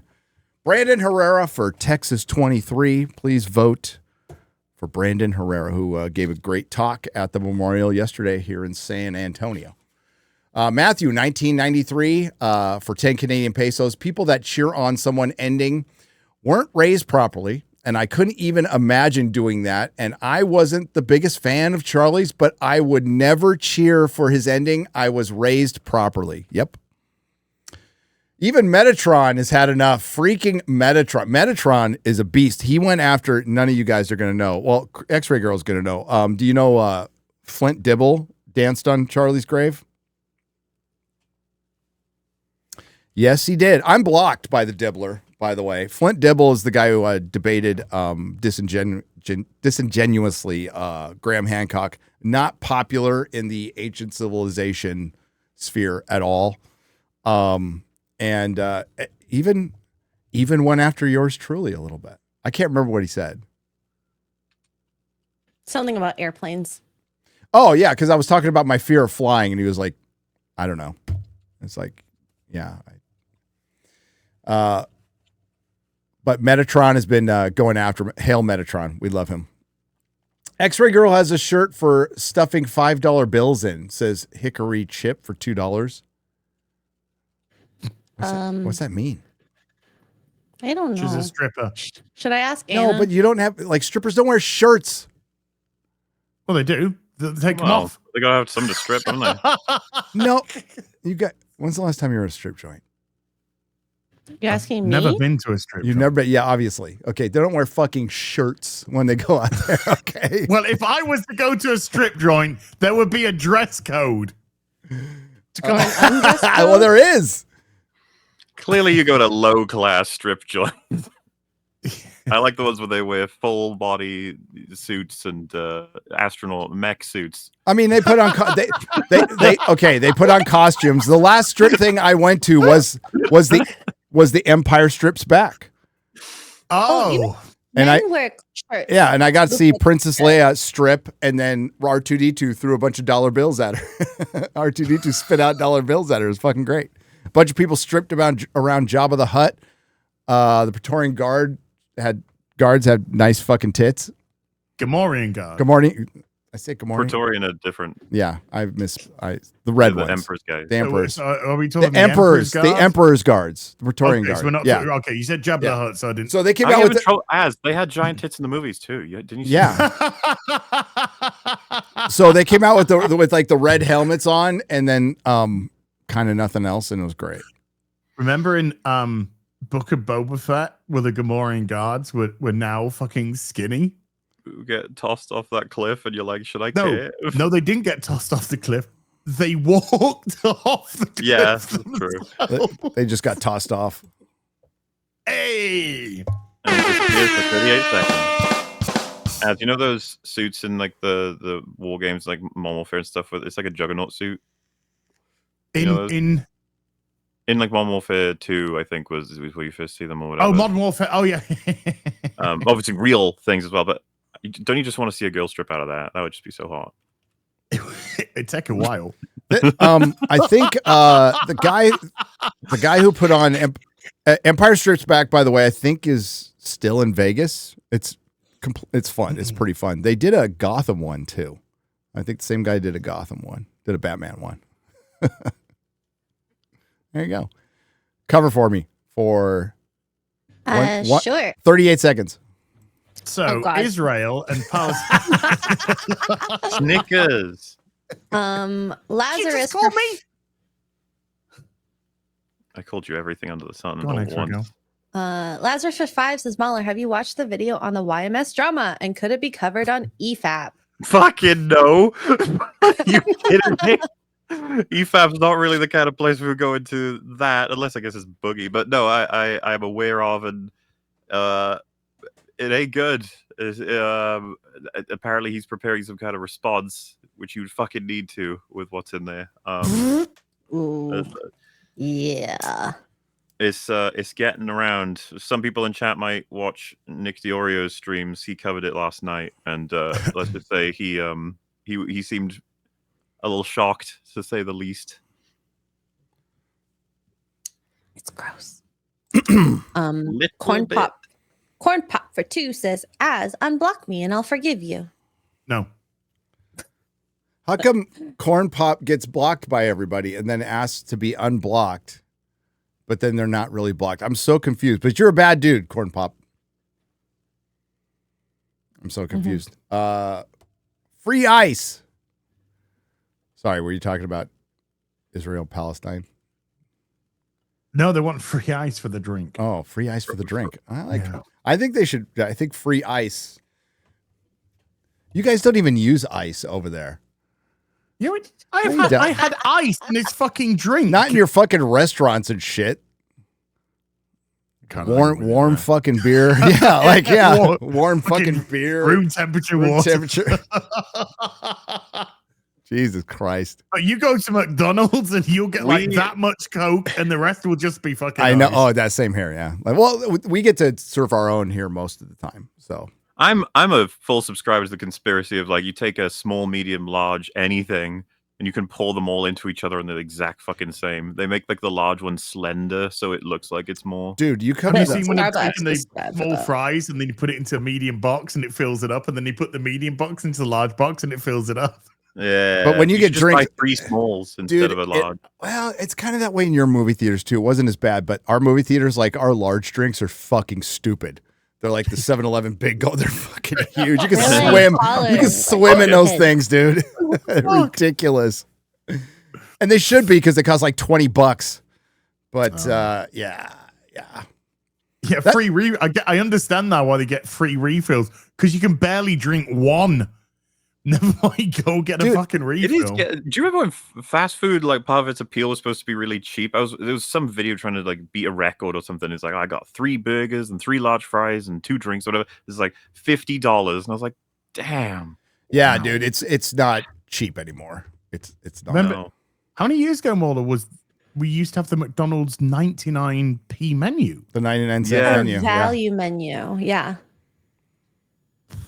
Now Well, the I stuff mean, on that there was is like part of the- $4.99. I didn't want to eat that shit when it was 99 cents. That's what I'm saying. It's like I thought that was part of the deal, that we get the shitty fast food for Yeah. cheap, but it's just not very Yeah. good. But now it's like, no, the only thing you get is it fast, and that sometimes isn't even true. I say that, but like when I was like drug addict on the street, I knew a guy because they would toss donuts and restaurants would toss food at the end of the night. So I'd meet the guy behind McDonald's to get the food they were going to toss, so I'd have something to eat.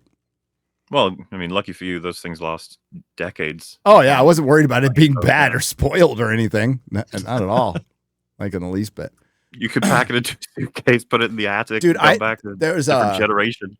If any of you have been to Encinitas, on Encinitas Boulevard and El Camino Real, there's a corner there. There's an old McDonald's that's been there forever. So that's where my dealer was. My dealer was the manager there. So we had a little code. So I'd hit the drive-thru, and the drive-thru's on a conveyor belt. So I drive through and I go up there and I'm all 2 large fries. That was our and it meant Code, that was a code for like a half a gram of crank. And he'd have to recognize my voice, and I guess nothing actually. We just tried to think of something that nobody would order solo. So I'd pull up, and then he would put 2 large fries and the freaking crank in a McDonald's bag on a conveyor belt, and hope to God somebody doesn't grab the wrong bag or anything. And that's how I would get my dope for a long time.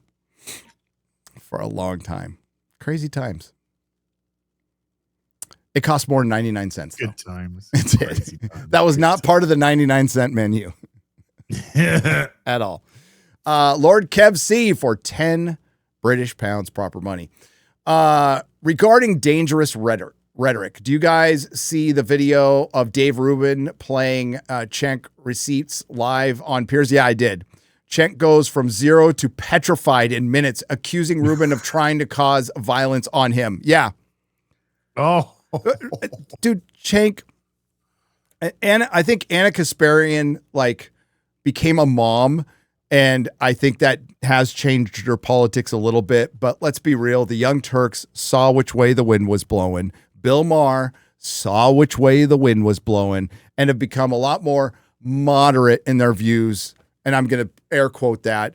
Also, fucking Chris Cuomo, that fuck, is out there doing the same fucking thing. They're just trying to keep their train rolling. That's all they're fucking doing. Don't believe any of these motherfuckers at all. All you have to do is go back 6 fucking months to see what they were saying. And they were saying, yeah, they were calling everybody fucking Nazis and bigots. So fuck that. You're going to have to do a lot more to convince me. I'll never be convinced by Chris Cuomo. People could talk to him. PBD's had him on. I think they tried to rebuild him as this good dude. No, he's not. He fucking lied to America about COVID forever. Fuck that dude. Fuck that dude. Big T 49.99 MauLer. Been a while since I played it, but what all was wrong with BioShock Infinite? I thought it was okay, but it sounds like it was on a level of The Acolyte and Secret Invasion. Also, wonder what happened with Judas. Supposed to be BioShock in space. All right, Gary, give me a time limit here. You don't have a time limit. Judas. What the hell happened to that? That's still being made. You know that Is it? Little Platoon's working on that. You know that, right? No. He's on the writing team, so it's coming. Is it? It's just it's coming. It's one of those sort of situations. Hail Little Platoon, by the way. Fuck yeah. So just name an aspect of video games that make them special and wonderful and amazing as a thing, and BioShock Infinite pisses all over it as far as I'm concerned. It's especially bad if you play BioShock and then Infinite, but it just is like a depressing, horrible sequel to a game that had so much more to say. BioShock, the original, as a general foundational criticism of like different political systems being engaged and all the flaws of them in the package of a fantasy world that I think is just ripe for an adaptation, but they're never going to do it right anyway, so I probably shouldn't want that. And the setting that's just wonderful. It feels like Infinite is everything wrong with like what used to be sequelitis back in the day. That's what we would say when a bad sequel comes out. Terminator 3 is a classic sequelitis. I don't know, just all different kinds of franchises where it's like we'll do it again, and it's just going to be weaker, and it's like the juice is coming further and further out. But this one was particularly awful, and I think part of why I hate it as well is because it's just hailed as a masterpiece since it came out fucking indefinitely by everybody. It's like, but I might even pick it, and I'd be curious if I could convince like Az on something like this that it's actually the beginning of the end for gaming. BioShock Infinite, the era it came out, it is such a grand celebration of fucking nothing. There is no worthwhile mechanic in that game. Is Infinite the one that went down the big racism route? Yeah, so Columbia is the city in the sky, because they were like, Yeah. hey, what's the opposite of a city underwater? In the sky, I guess. It is completely beyond unfeasible. Like, it's so fucking absurd. They have the entire city is fucking floating through technology built in times earlier than, I can't remember exactly when it's set, but it's just impossible. But it's like, fine, whatever, fantasy, fine, it's floating, whatever. The whole game, if you watch Matthew Matos's video, it's so scared to be critical of like presenting a genuine racist that they won't use any slurs or discriminatory like significant language. They'll just have them be like, you guys are worse than us, and it'll just be a bunch of black people like in the game. The story is convoluted fucking nonsense. They introduced the time traveling aspect and the portals with Elizabeth. As soon as you dig in, anyone does. Whole story falls the fuck apart. They're just trying to shock you and surprise you. Be like, oh, this character is this character. This is this. This goes there. And it's all inspired by BioShock 1 having done Would You Kindly, which is one of the most like famously beloved twists in all of gaming. It's fucking wonderful. Not just because of the fact that it matches the whole story of what you've understood at that point, but it does something that only video games can do, which is your actions as the player have now been contextualized along and into the story. It's threaded together. Every time Atlas gave you a command in that game, throws on a, would you kindly, do this, and you're just as a player like, sure thing, Atlas, I love you. Fun Irish guy. And then at the end, he's like, every time you did that, you were mind controlled into doing it, and you're just like, what the fuck? Like, it gives you that nice feeling, syncs you up. The Infinite was like, we're going to do the same thing. You were playing as the villain the whole time. And you're just sort of like, huh? What does that even mean? Like, how does that, what? And it's just like, and you have to go back to when he got baptized and kill him, so all the multiverse versions of him never become evil. I remember when I first saw it, it was kind of like DLJ, where I was just like, what just happened? How do I make sense of any of this? And then the more I thought about it, the more it crumbled. Now, I could go on forever about how bad the fucking story is, but the mechanics are where you need to actually stay. All the gunplay, it just plays the fucking same. Again, comparing it to any good FPS or BioShock, you've got all these alternate firing modes on all these alternate guns. They're all, I really love the handcrafting messy roundiness of the first BioShock, the way that the mods attach to the different guns. In BioShock Infinite, it's like, here's rifle, here's carbine, here is pistol that shoots slightly, and they're all a fucking same sniper rifle, and it's just all generic, all feels, and I'm pretty sure they run on similar ammo or something. I can't remember the ammo types in that game, but extremely uninventive and boring as shit. And then the plasmids, the classic in BioShock, you got the run of all the elements, how they'll affect, do you want the ice so it slows or freezes so you can deal with other enemies first? Do you want the fire so that you're doing damage over time while you're attacking with your guns? Do you want the electric so that it can spread between enemies, or it can freeze them temporarily and it can activate? And then all the environmental stuff, setting the environment on fire or freezing it to stop people from doing certain things, electrifying the water on the floor, set an oil on fire. All these like really fun but fundamental interactions with the environment and everything. Bioshock Infinite was like, hey, what about like a squid arm that like pops out of the floor and knocks them over? Or what about the crows one? And you test out a couple of them. Like I think bucking bronco is one of the first ones they give you, but crows just dominates. It's just you throw a murder of crows on people and they attack them. They can freeze huge enemies and deal loads of damage. And I just remember being like, what the fuck is the point of this? Especially with the guns just headshot, headshot, headshot, and you get this bonus that sparks combos between all the killing of all these different enemies. And you just run through the whole game like that. And I remember being like, when do the mechanics come in? When do I get to like do something different or interesting ever? And the whole game plays the fucking same. And then I'd love to get into a rant about Big Daddies versus the Handymen. Big Daddies are some of the like most memorable fights because the game encourages you to take full advantage of prepping the entire area. Again, I don't know who exactly I'm appealing to other than Az here, because he's probably the only person who's played Bioshock, but obviously including chat as well. But you can set mines, you can do trap wires, you can, depending on the Big Daddy, organize, because you got the Rosies that are ranged, and then you've got the bouncers that are always trying to get you physically. So you can try and run them around the area or something. Set up a whole bunch of barrels that tend to just be in the environment. If you put them all in one place, draw the Big Daddy to it and blow it up, you'll do immense damage. And then, of course, it's like you need armor piercing on every one of your weapons. If you do anti-personnel shots, they're not going to do anywhere near as much damage to the Big Daddy suits. And then, of course, killing them, you get the little sisters, and you get to play heroic and save them, or you get to play evil and just suck the fucking soul out of them to get all of the Adam to be able to buy more power. It's a really nice... I'm not going to say it's the most revolutionary thing ever. I'm not even saying that Bioshock is a particularly great game. I really like it. But Infinite was like, what if you just have this fucking hyper-aggressive giant man running at you and slapping you constantly, and you can barely do any prep because of all the weapon mechanics I just went through being like completely non-existent. I remember those driving me insane. And then I guess to try and not spend 10 years doing this, you got Elizabeth, who I remember when the game launched, it was like, this is the greatest companion ever. And I remember direct comparisons with Resident Evil 4 pissed me off.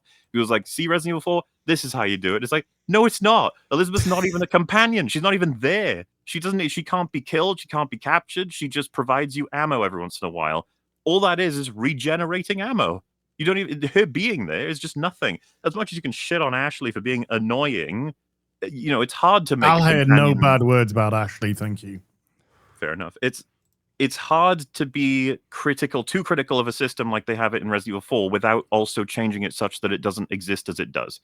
She needs to be able to be vulnerable and capturable if you want to capture that kind of gameplay. No one likes escort missions. I'm just trying to say Resident Evil 4, I think, did it rather well the way that they did it. Bioshock Infinite did not solve it. It removed it.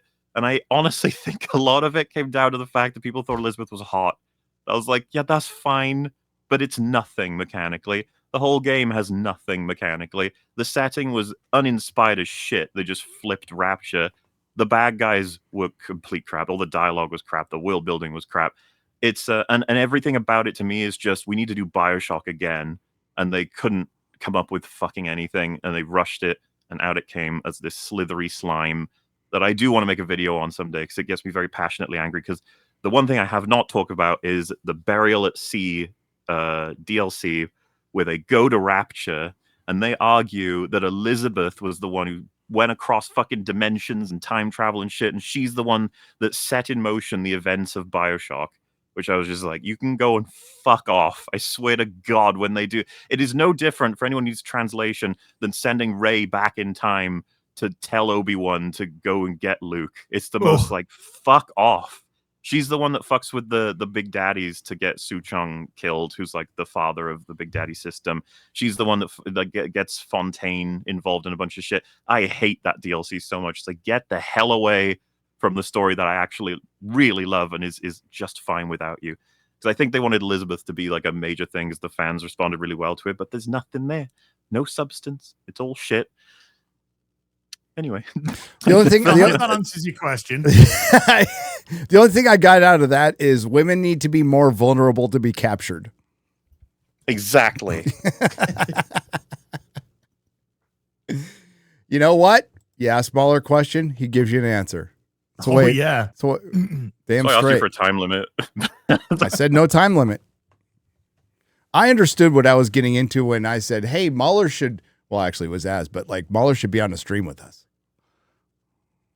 I get it. I will say just one caveat. I haven't played it in such a long time that I'd probably say it's a hell of a lot even worse if I had recently. I just, I can't remember everything. New set of eyes. I played it before all the TLJ stuff had happened, you see. So that probably did get me close to making a video, and I was like, nah, I won't do it yet. Nah. Renegade Kingpin for $20 says, Gary, hench for life. That's right, baby. Go Team Venture. Gwen River for $9.99. As I was watching your Hell Is Us stream, and you mentioned Days Gone. I couldn't tell if it was something you were going to play or it was the person that sent the super chat was playing. I'm going to be playing Days Gone remastered, and it's going to go up. I'm going to be playing an hour a day. Probably going to be starting it next week. Things have been just when I was about to do it, things went a little bit crazy. But I'm going to do like an hour gameplay a day, and it's going to go up on the gaming channel. So if you're not subscribed to at HVB Gaming on YouTube, go subscribe to that, and it will start coming up because I've never played it before. So it will start coming up probably next week. Part 1 probably next Monday. Green Ant for 10 British pounds proper money. Incitement to crime is not protected by the First Amendment. Prison for those goading on other occurrence. Well, you guys hear? Okay, so the old guy who claimed to shoot Charlie that had his pants pulled down. Oh yeah. George Zinn, the man who falsely told police he shot Charlie Kirk moments after the attack, has now been charged with possessing child porn. Oh, why am I not surprised? Mm-hmm. And below this on Twitter, Review Tech USA. Fuck Charlie Kirk. World is better without him. Review Tech probably has to be one of the lowest IQ fucking retards that YouTubers ever seen. I mean, DSP looks like a fucking king compared to this fucking absolute Rampton. But I will congratulate him on one thing. Review Tech, congratulations. You defeated bariatric surgery.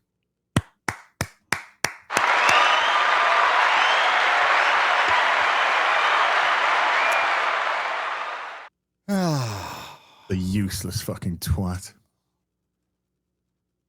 I'm starting to see normal stuff in my timeline again. Cute animals and fantasy art. Thank God. I need that animals, nature is amazing. Nature is amazing is great. Freaking great. That is the great equalizer that. It's big furry anteaters. They're really cute. They're big. I didn't know they were big. Okay, back to here. Krog based for 50 Swedish krona. Signed on Steam, there is a special midweek deal with cartoon drawn retarded children on it. Some have wrong amount of fingers. They AI'd the pic. That's going to be happening a lot. A lot. Can't unmake the soup with AI. And, once in a while we might get something good, but there's going to be a lot of sloppity slop.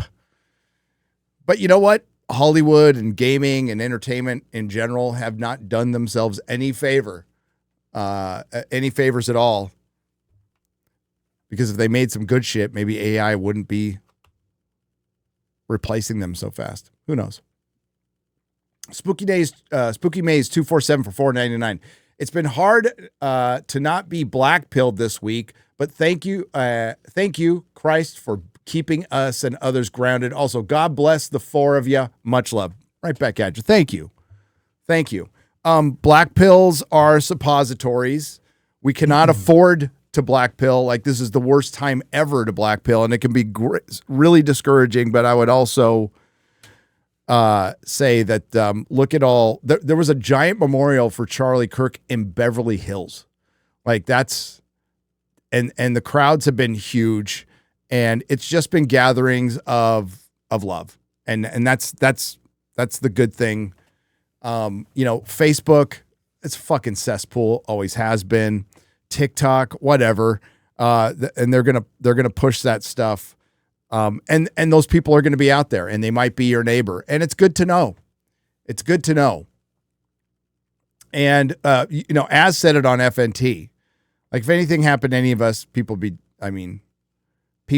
dancing on our graves too. And to that, I'll say, but at least you heard of me.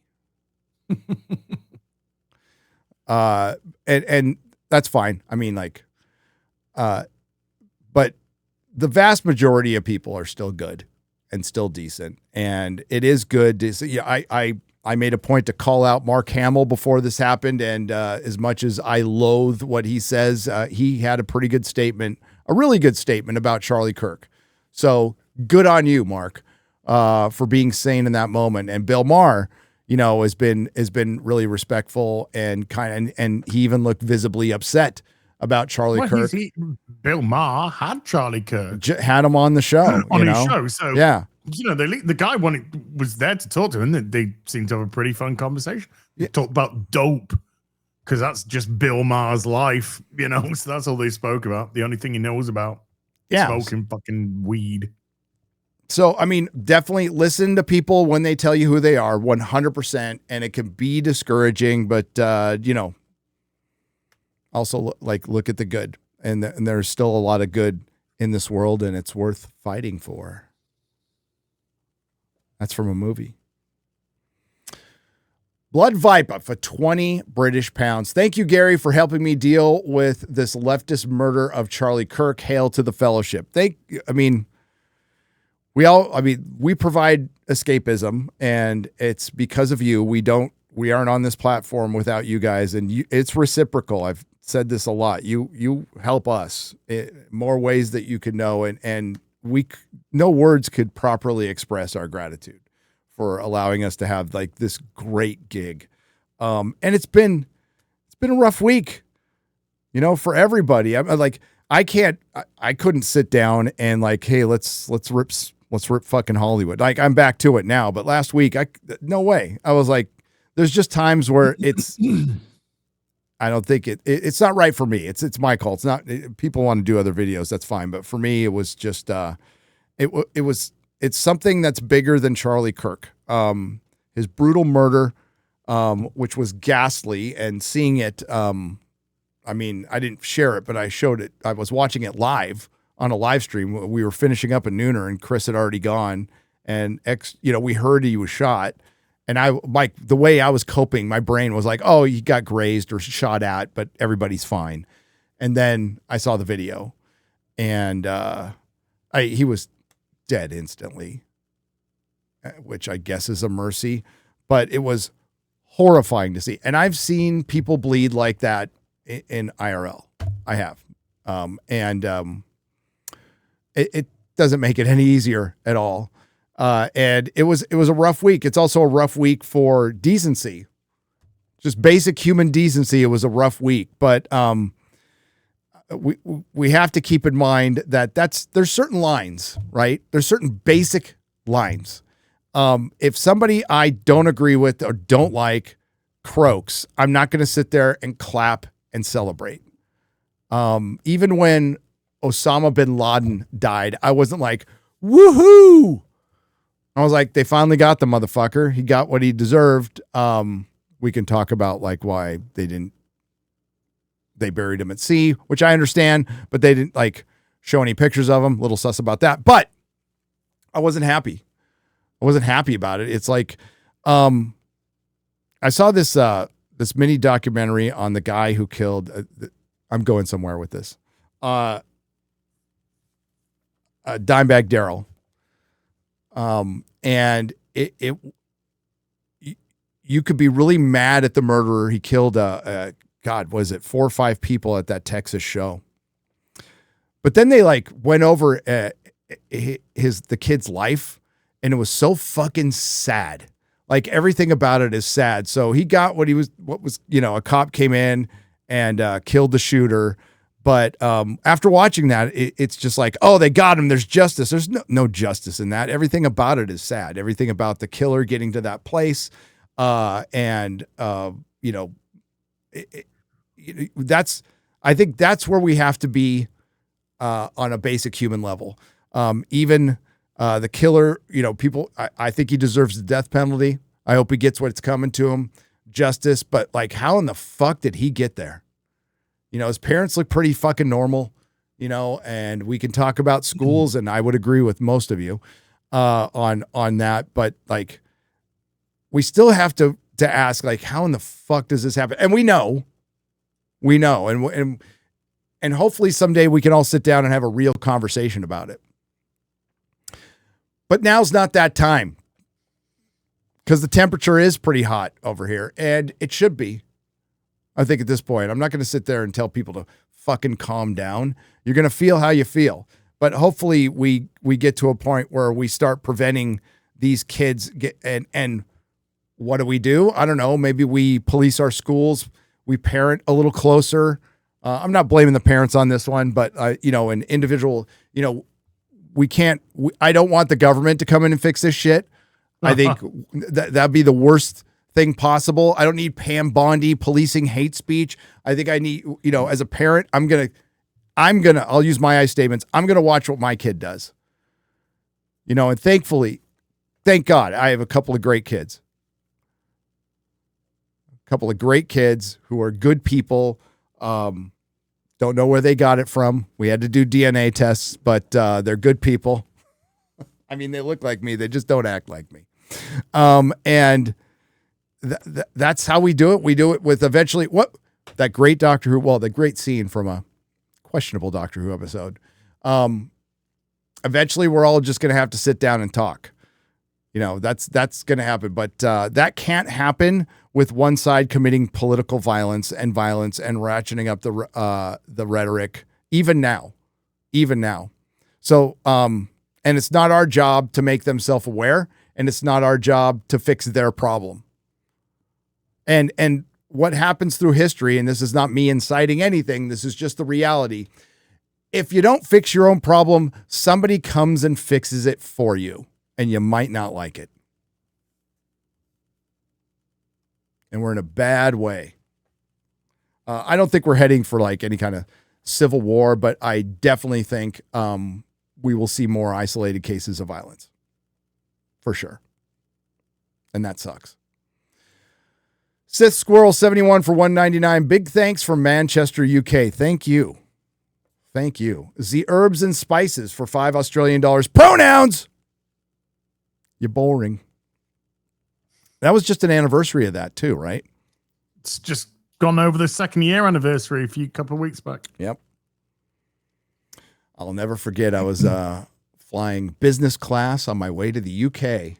Oh yeah, to meet us, to meet my pal who was getting fucking roasted on the internet, and it was fun to watch. It was fun.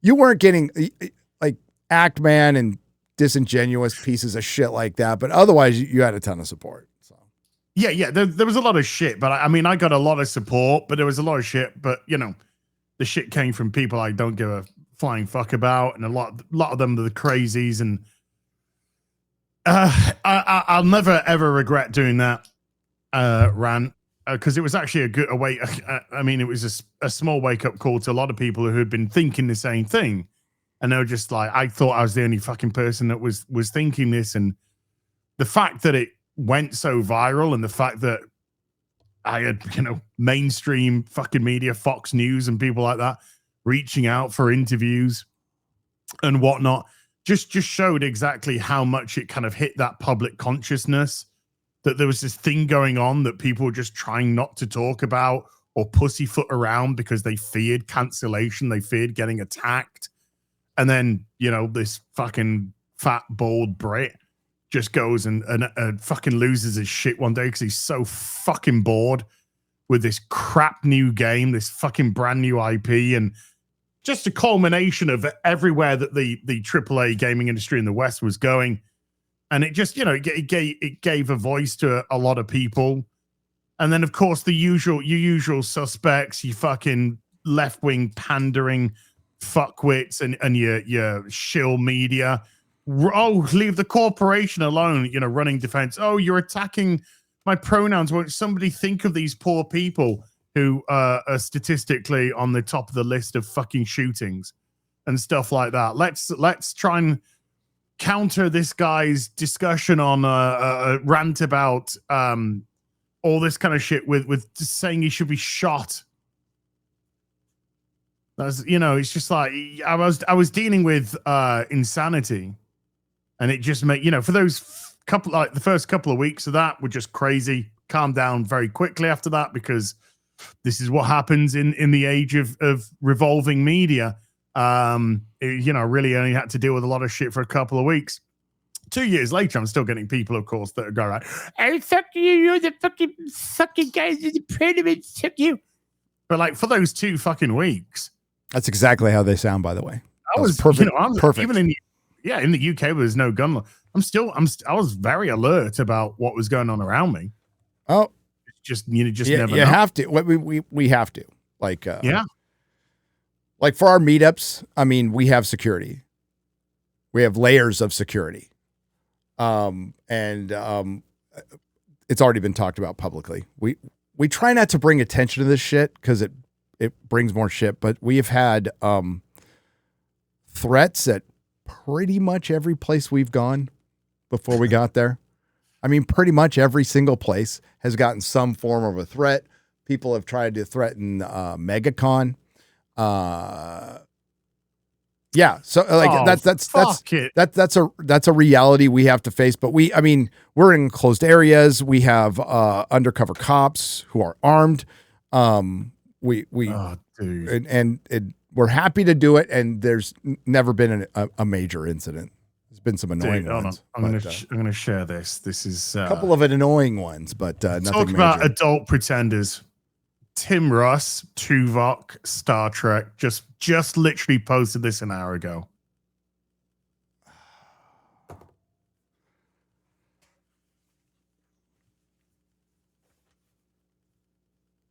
What a piece of shit. Just what a fucking piece of shit. I don't know how they live. Honestly, God, I just don't understand how you fucking live with themselves. They got to be broken, absolutely just empty inside. I highly doubt William Shatner would be down with that at all. Like at fucking all. That what a piece of shit. Fucking Star Trek, man. This is why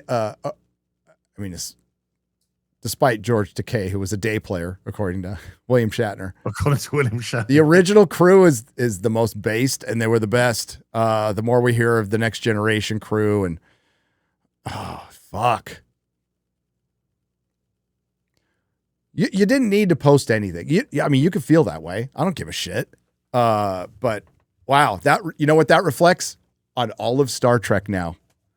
On all of Star Trek. I guess the only good news is the fandom's average age is like 60, and most people won't see it.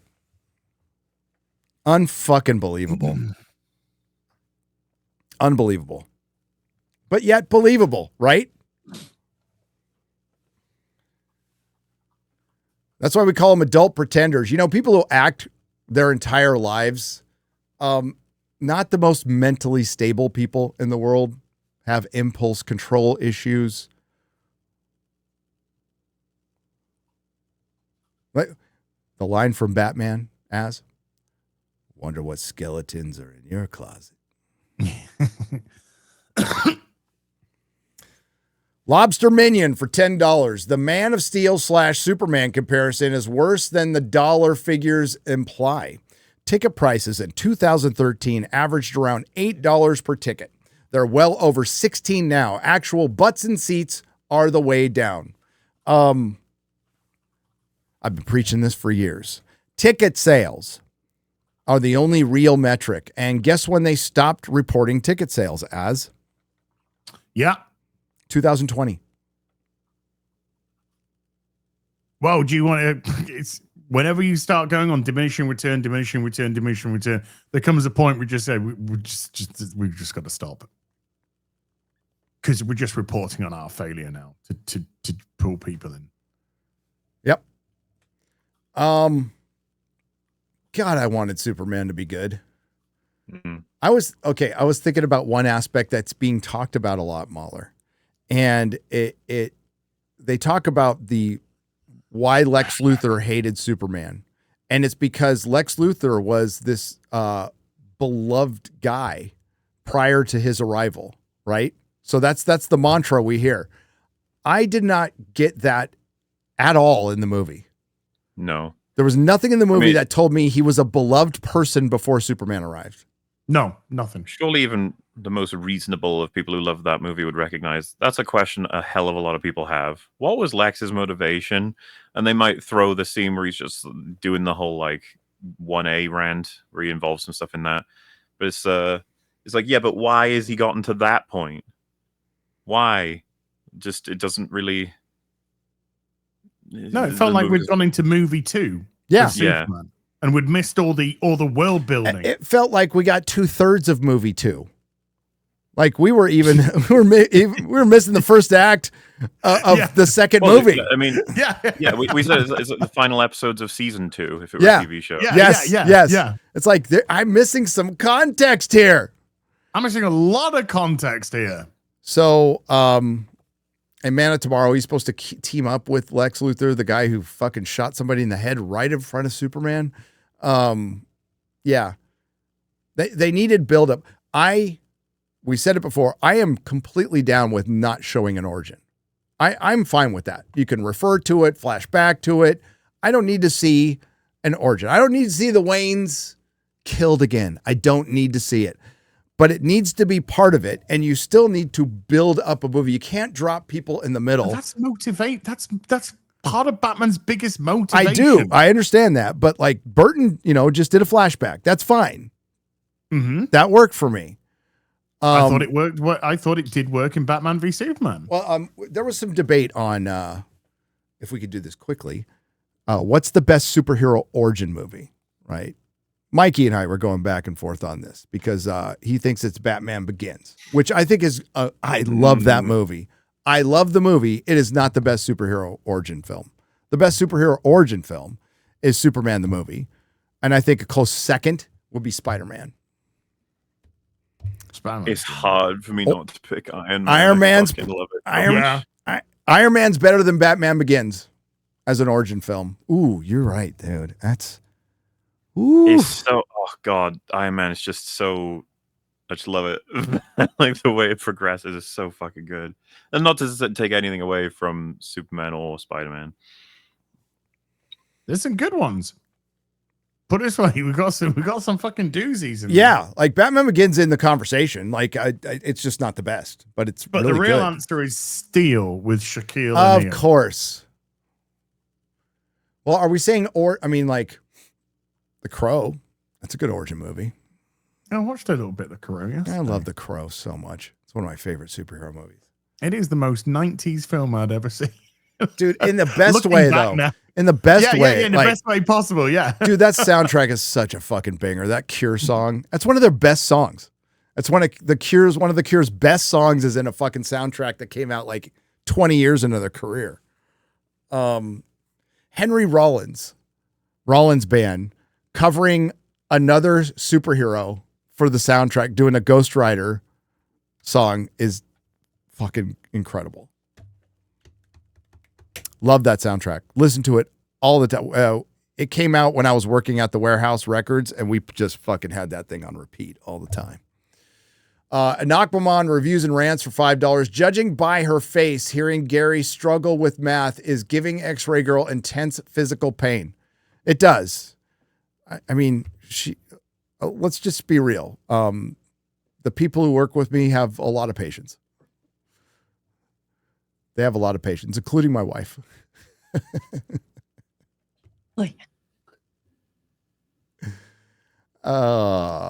Just leaving a super chat here. You guys are awesome and keep on doing what you're doing. I miss the old days. I do too, Master A, and thank you for being here. We will definitely, in the very near future, especially, start the counter programming. Like, this is going to be in the news for a long time, and it definitely should be talked about. And by all means, feel your feelings and talk about this. And it's good to have some place to commiserate and come together. But we also, I think it's really good to laugh a lot, and Hollywood will always provide either something really joyful to like, or something absurd to laugh at. Either way, you get a laugh. Lib YouTube women are a huge threat to Western society. Woke white women are. They are the bane of our existence. Hickory Chip. Lord. Dude, I love those memes where you just see all the fucking crazy looking white women, and then above it will just say, "You're about to hear the worst take of your life." What's funny is that somebody put together a clip of that woman who was like, "Thoughts and prayers." She had made a clip of something else earlier, and she goes, "Oh, here we go. Another stupid bitch is gonna give you her take," and then they cut to that. It's on Twitter. It's fucking funny. It is, with all her followers, and and then they follow it up with that. It's just chef's kiss. And you know what it is Housewife got a bunch of followers on TikTok. It went straight to her fucking head. I mean, like, look at how she talk. I know there's a lot of people on TikTok who talk like this in front of the camera. It's like, okay, fucking, you're crazy. And I had a long, hard think about how to reply to that Tim Russ tweet. So you'll get blocked. I don't give a shit. Yeah, I don't either. I don't give two fucking don't give two shits. So I replied, Tuvix couldn't fix this broken. See you next Tuesday. Yep. Keep it Star Trek. I think I'm going to keep it simple and just, Trek? In the wise words of Spock, I'm going to put fuck off. Go to hell. I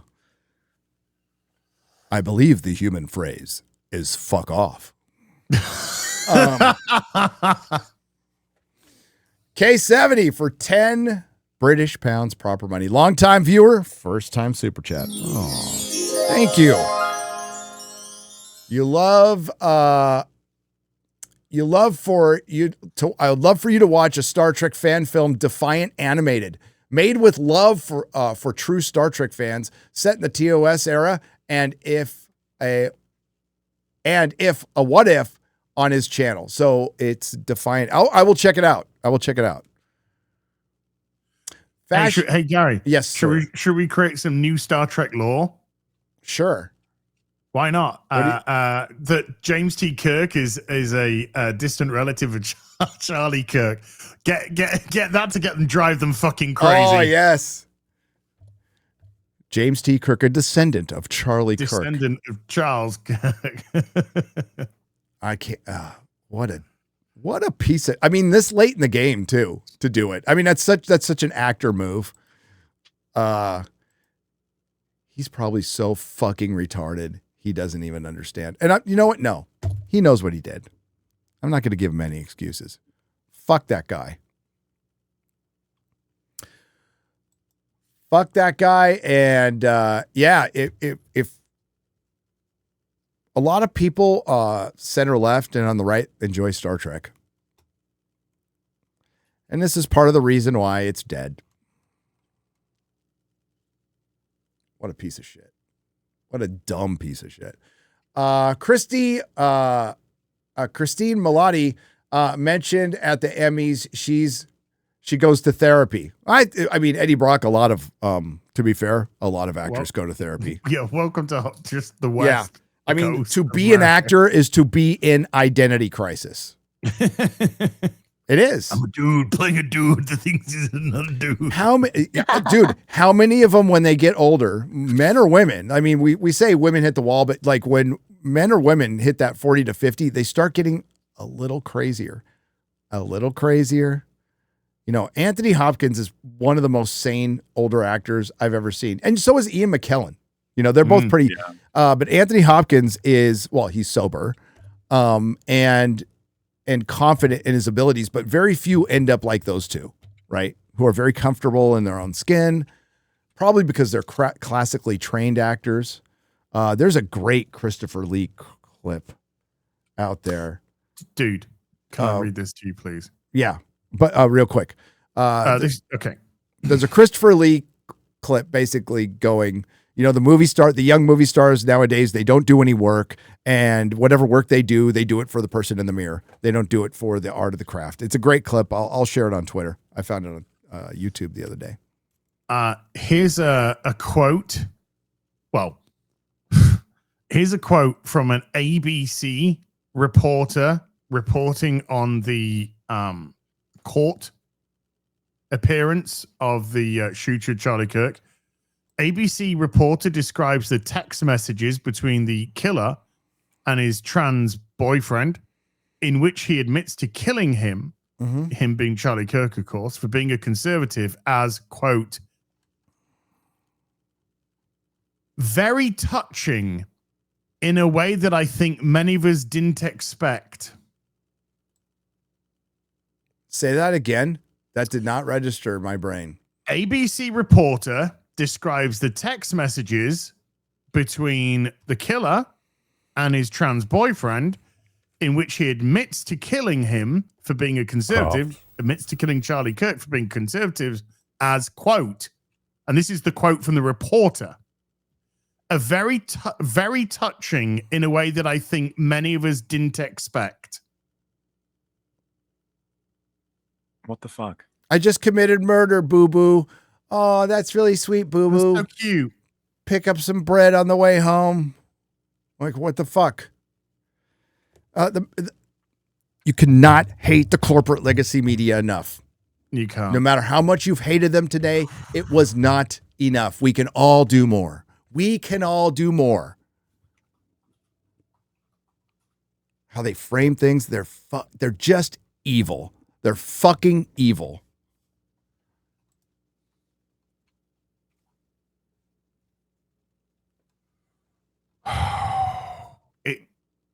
Dude, we had some jokes today. We had some fun little gags today. And then just as we're sort of winding down, just two fucking absolute moments of retardation back to back. Well, I'm really just beginning to doubt we are living with fucking humans here. I really am. No, I mean, that's the thing, is a lot of people were like, well, a lot of what you're seeing on X, and this is true, by the way, it doesn't make it not true, is a bunch of Russian, Chinese, Indian bots. Sure. No, there's a lot of really fucking bad humans out there too. Really bad, broken, and them being broken is not your fault. It's not your responsibility to fix. And in no way do you have to deal with it just because they're broken. That is not your fucking problem. But they're our problem. They're our problem. So, and it's a societal problem that has been spurned on over the last 2 years with victimhood, not really encouraging people to go to therapy or deal with any of their mental problems, having them wear it as a badge of honor. It's unfortunate you have them. It's unfortunate that you were born with bad wiring. So was I. But I don't expect the world to bend to me, and I don't blame the world for any of my problems. These are deeply individual problems that they have to fix individually. Society does not have to fix them for you, nor will it. In any system. How do you think your communist utopia is going to treat your mental illness? Huh? The exact way that you treat it, sterilizing it right now. Self-sterilization will become sterilization. Boy. Hey, Star Trek fans, let them know how you feel. Let them know how you feel. There's barely any left. They've done the great job of driving everyone away. I know the last couple of conventions I went to, people were trying to deny that, but I'm not kidding. Average age was 40 something. There were no kids. There were no 20-year-olds. Sure, there was a couple of what you would think Reddit moderators, but that's it. No normies. No general folk.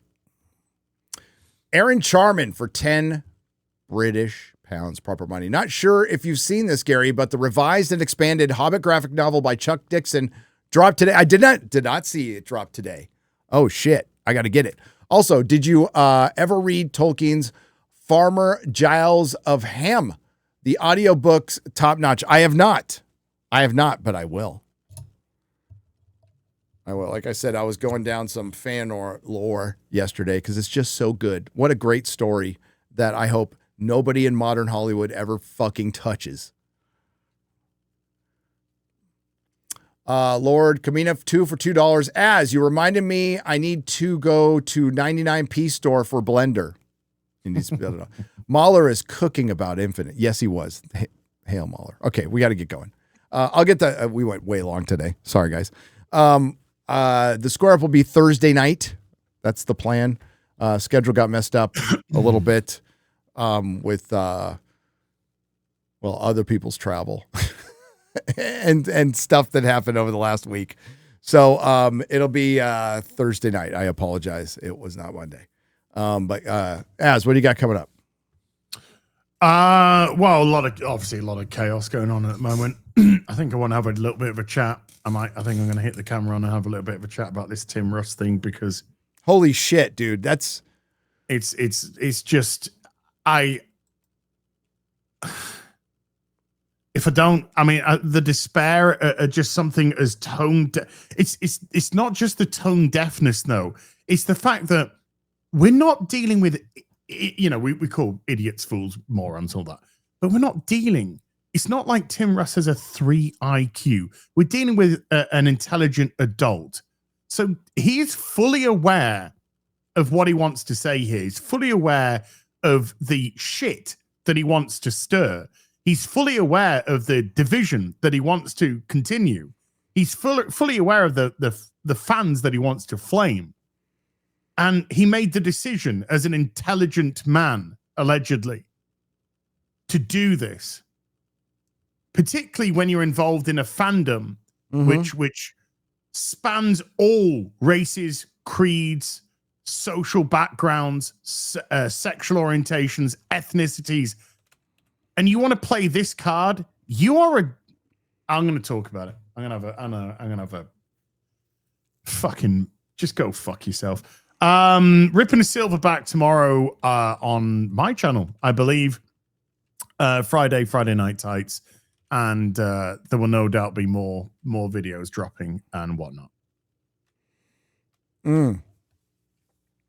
That's unbelievable. Well, it is. It's actually believable. It's very believable. Star Trek is dead. And fucktards like him killed it. MauLer! We're doing a breakdown of The Iron Giant on Saturday. We're going to talk about how amazing that movie is. Animated classic. Everyone should watch it. It's going to be a nice, chill stream. Check it out if you want to. Good. X-Ray Girl. Tomorrow will be the Nooner with Gary and Chris, so that'll be good and fun. And check out Gary's book. It's almost to a close. That's crazy. Yeah, we got 10 more days till we close. We're going to do close out on FNT. Nice. We'll go over it the next couple of weeks. I got to get my ass going on the audiobook again. But I've been distracted this week, to be honest with you. It was a tough week. So. Yep. Thanks, X-Ray Girl. Thanks, gentlemen, for joining me for so long. Next week, it'll be on Az's channel. Keep an eye out for Az's video on Tim Russ. I am looking forward to seeing it. And I'm not even joking. I'm going to go outside and see if the neighbors are in. Yeah. No, we'll watch that video and we will definitely be talking about him on Friday. For sure. way to put a dagger in the heart of the fucking dusty corpse of Star Trek. You it's the dumb shit. It's the period. It's the period on the death of Star Trek. It truly is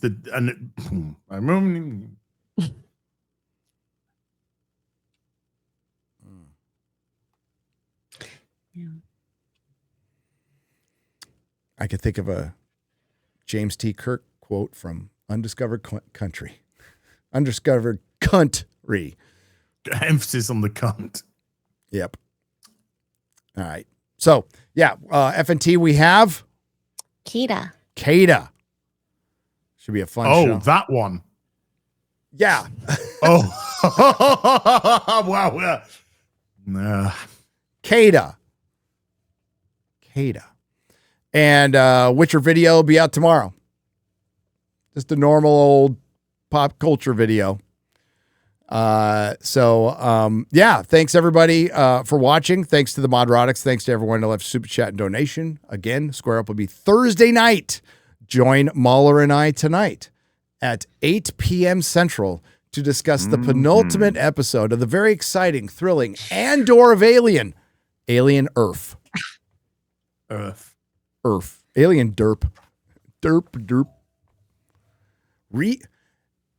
In space, no one can hear you, retard. But we can. But we can. Yeah. We can. Oh my God. Y'all have a great afternoon, and don't forget to let Tim Russ know how you feel. He let you know how he felt, so let him know how you feel. I think it's only fair. Exchange of ideas. Maybe you agree with him. I don't know. Maybe. Thanks, everyone. Have a good one. Bye. Bye. Boobies.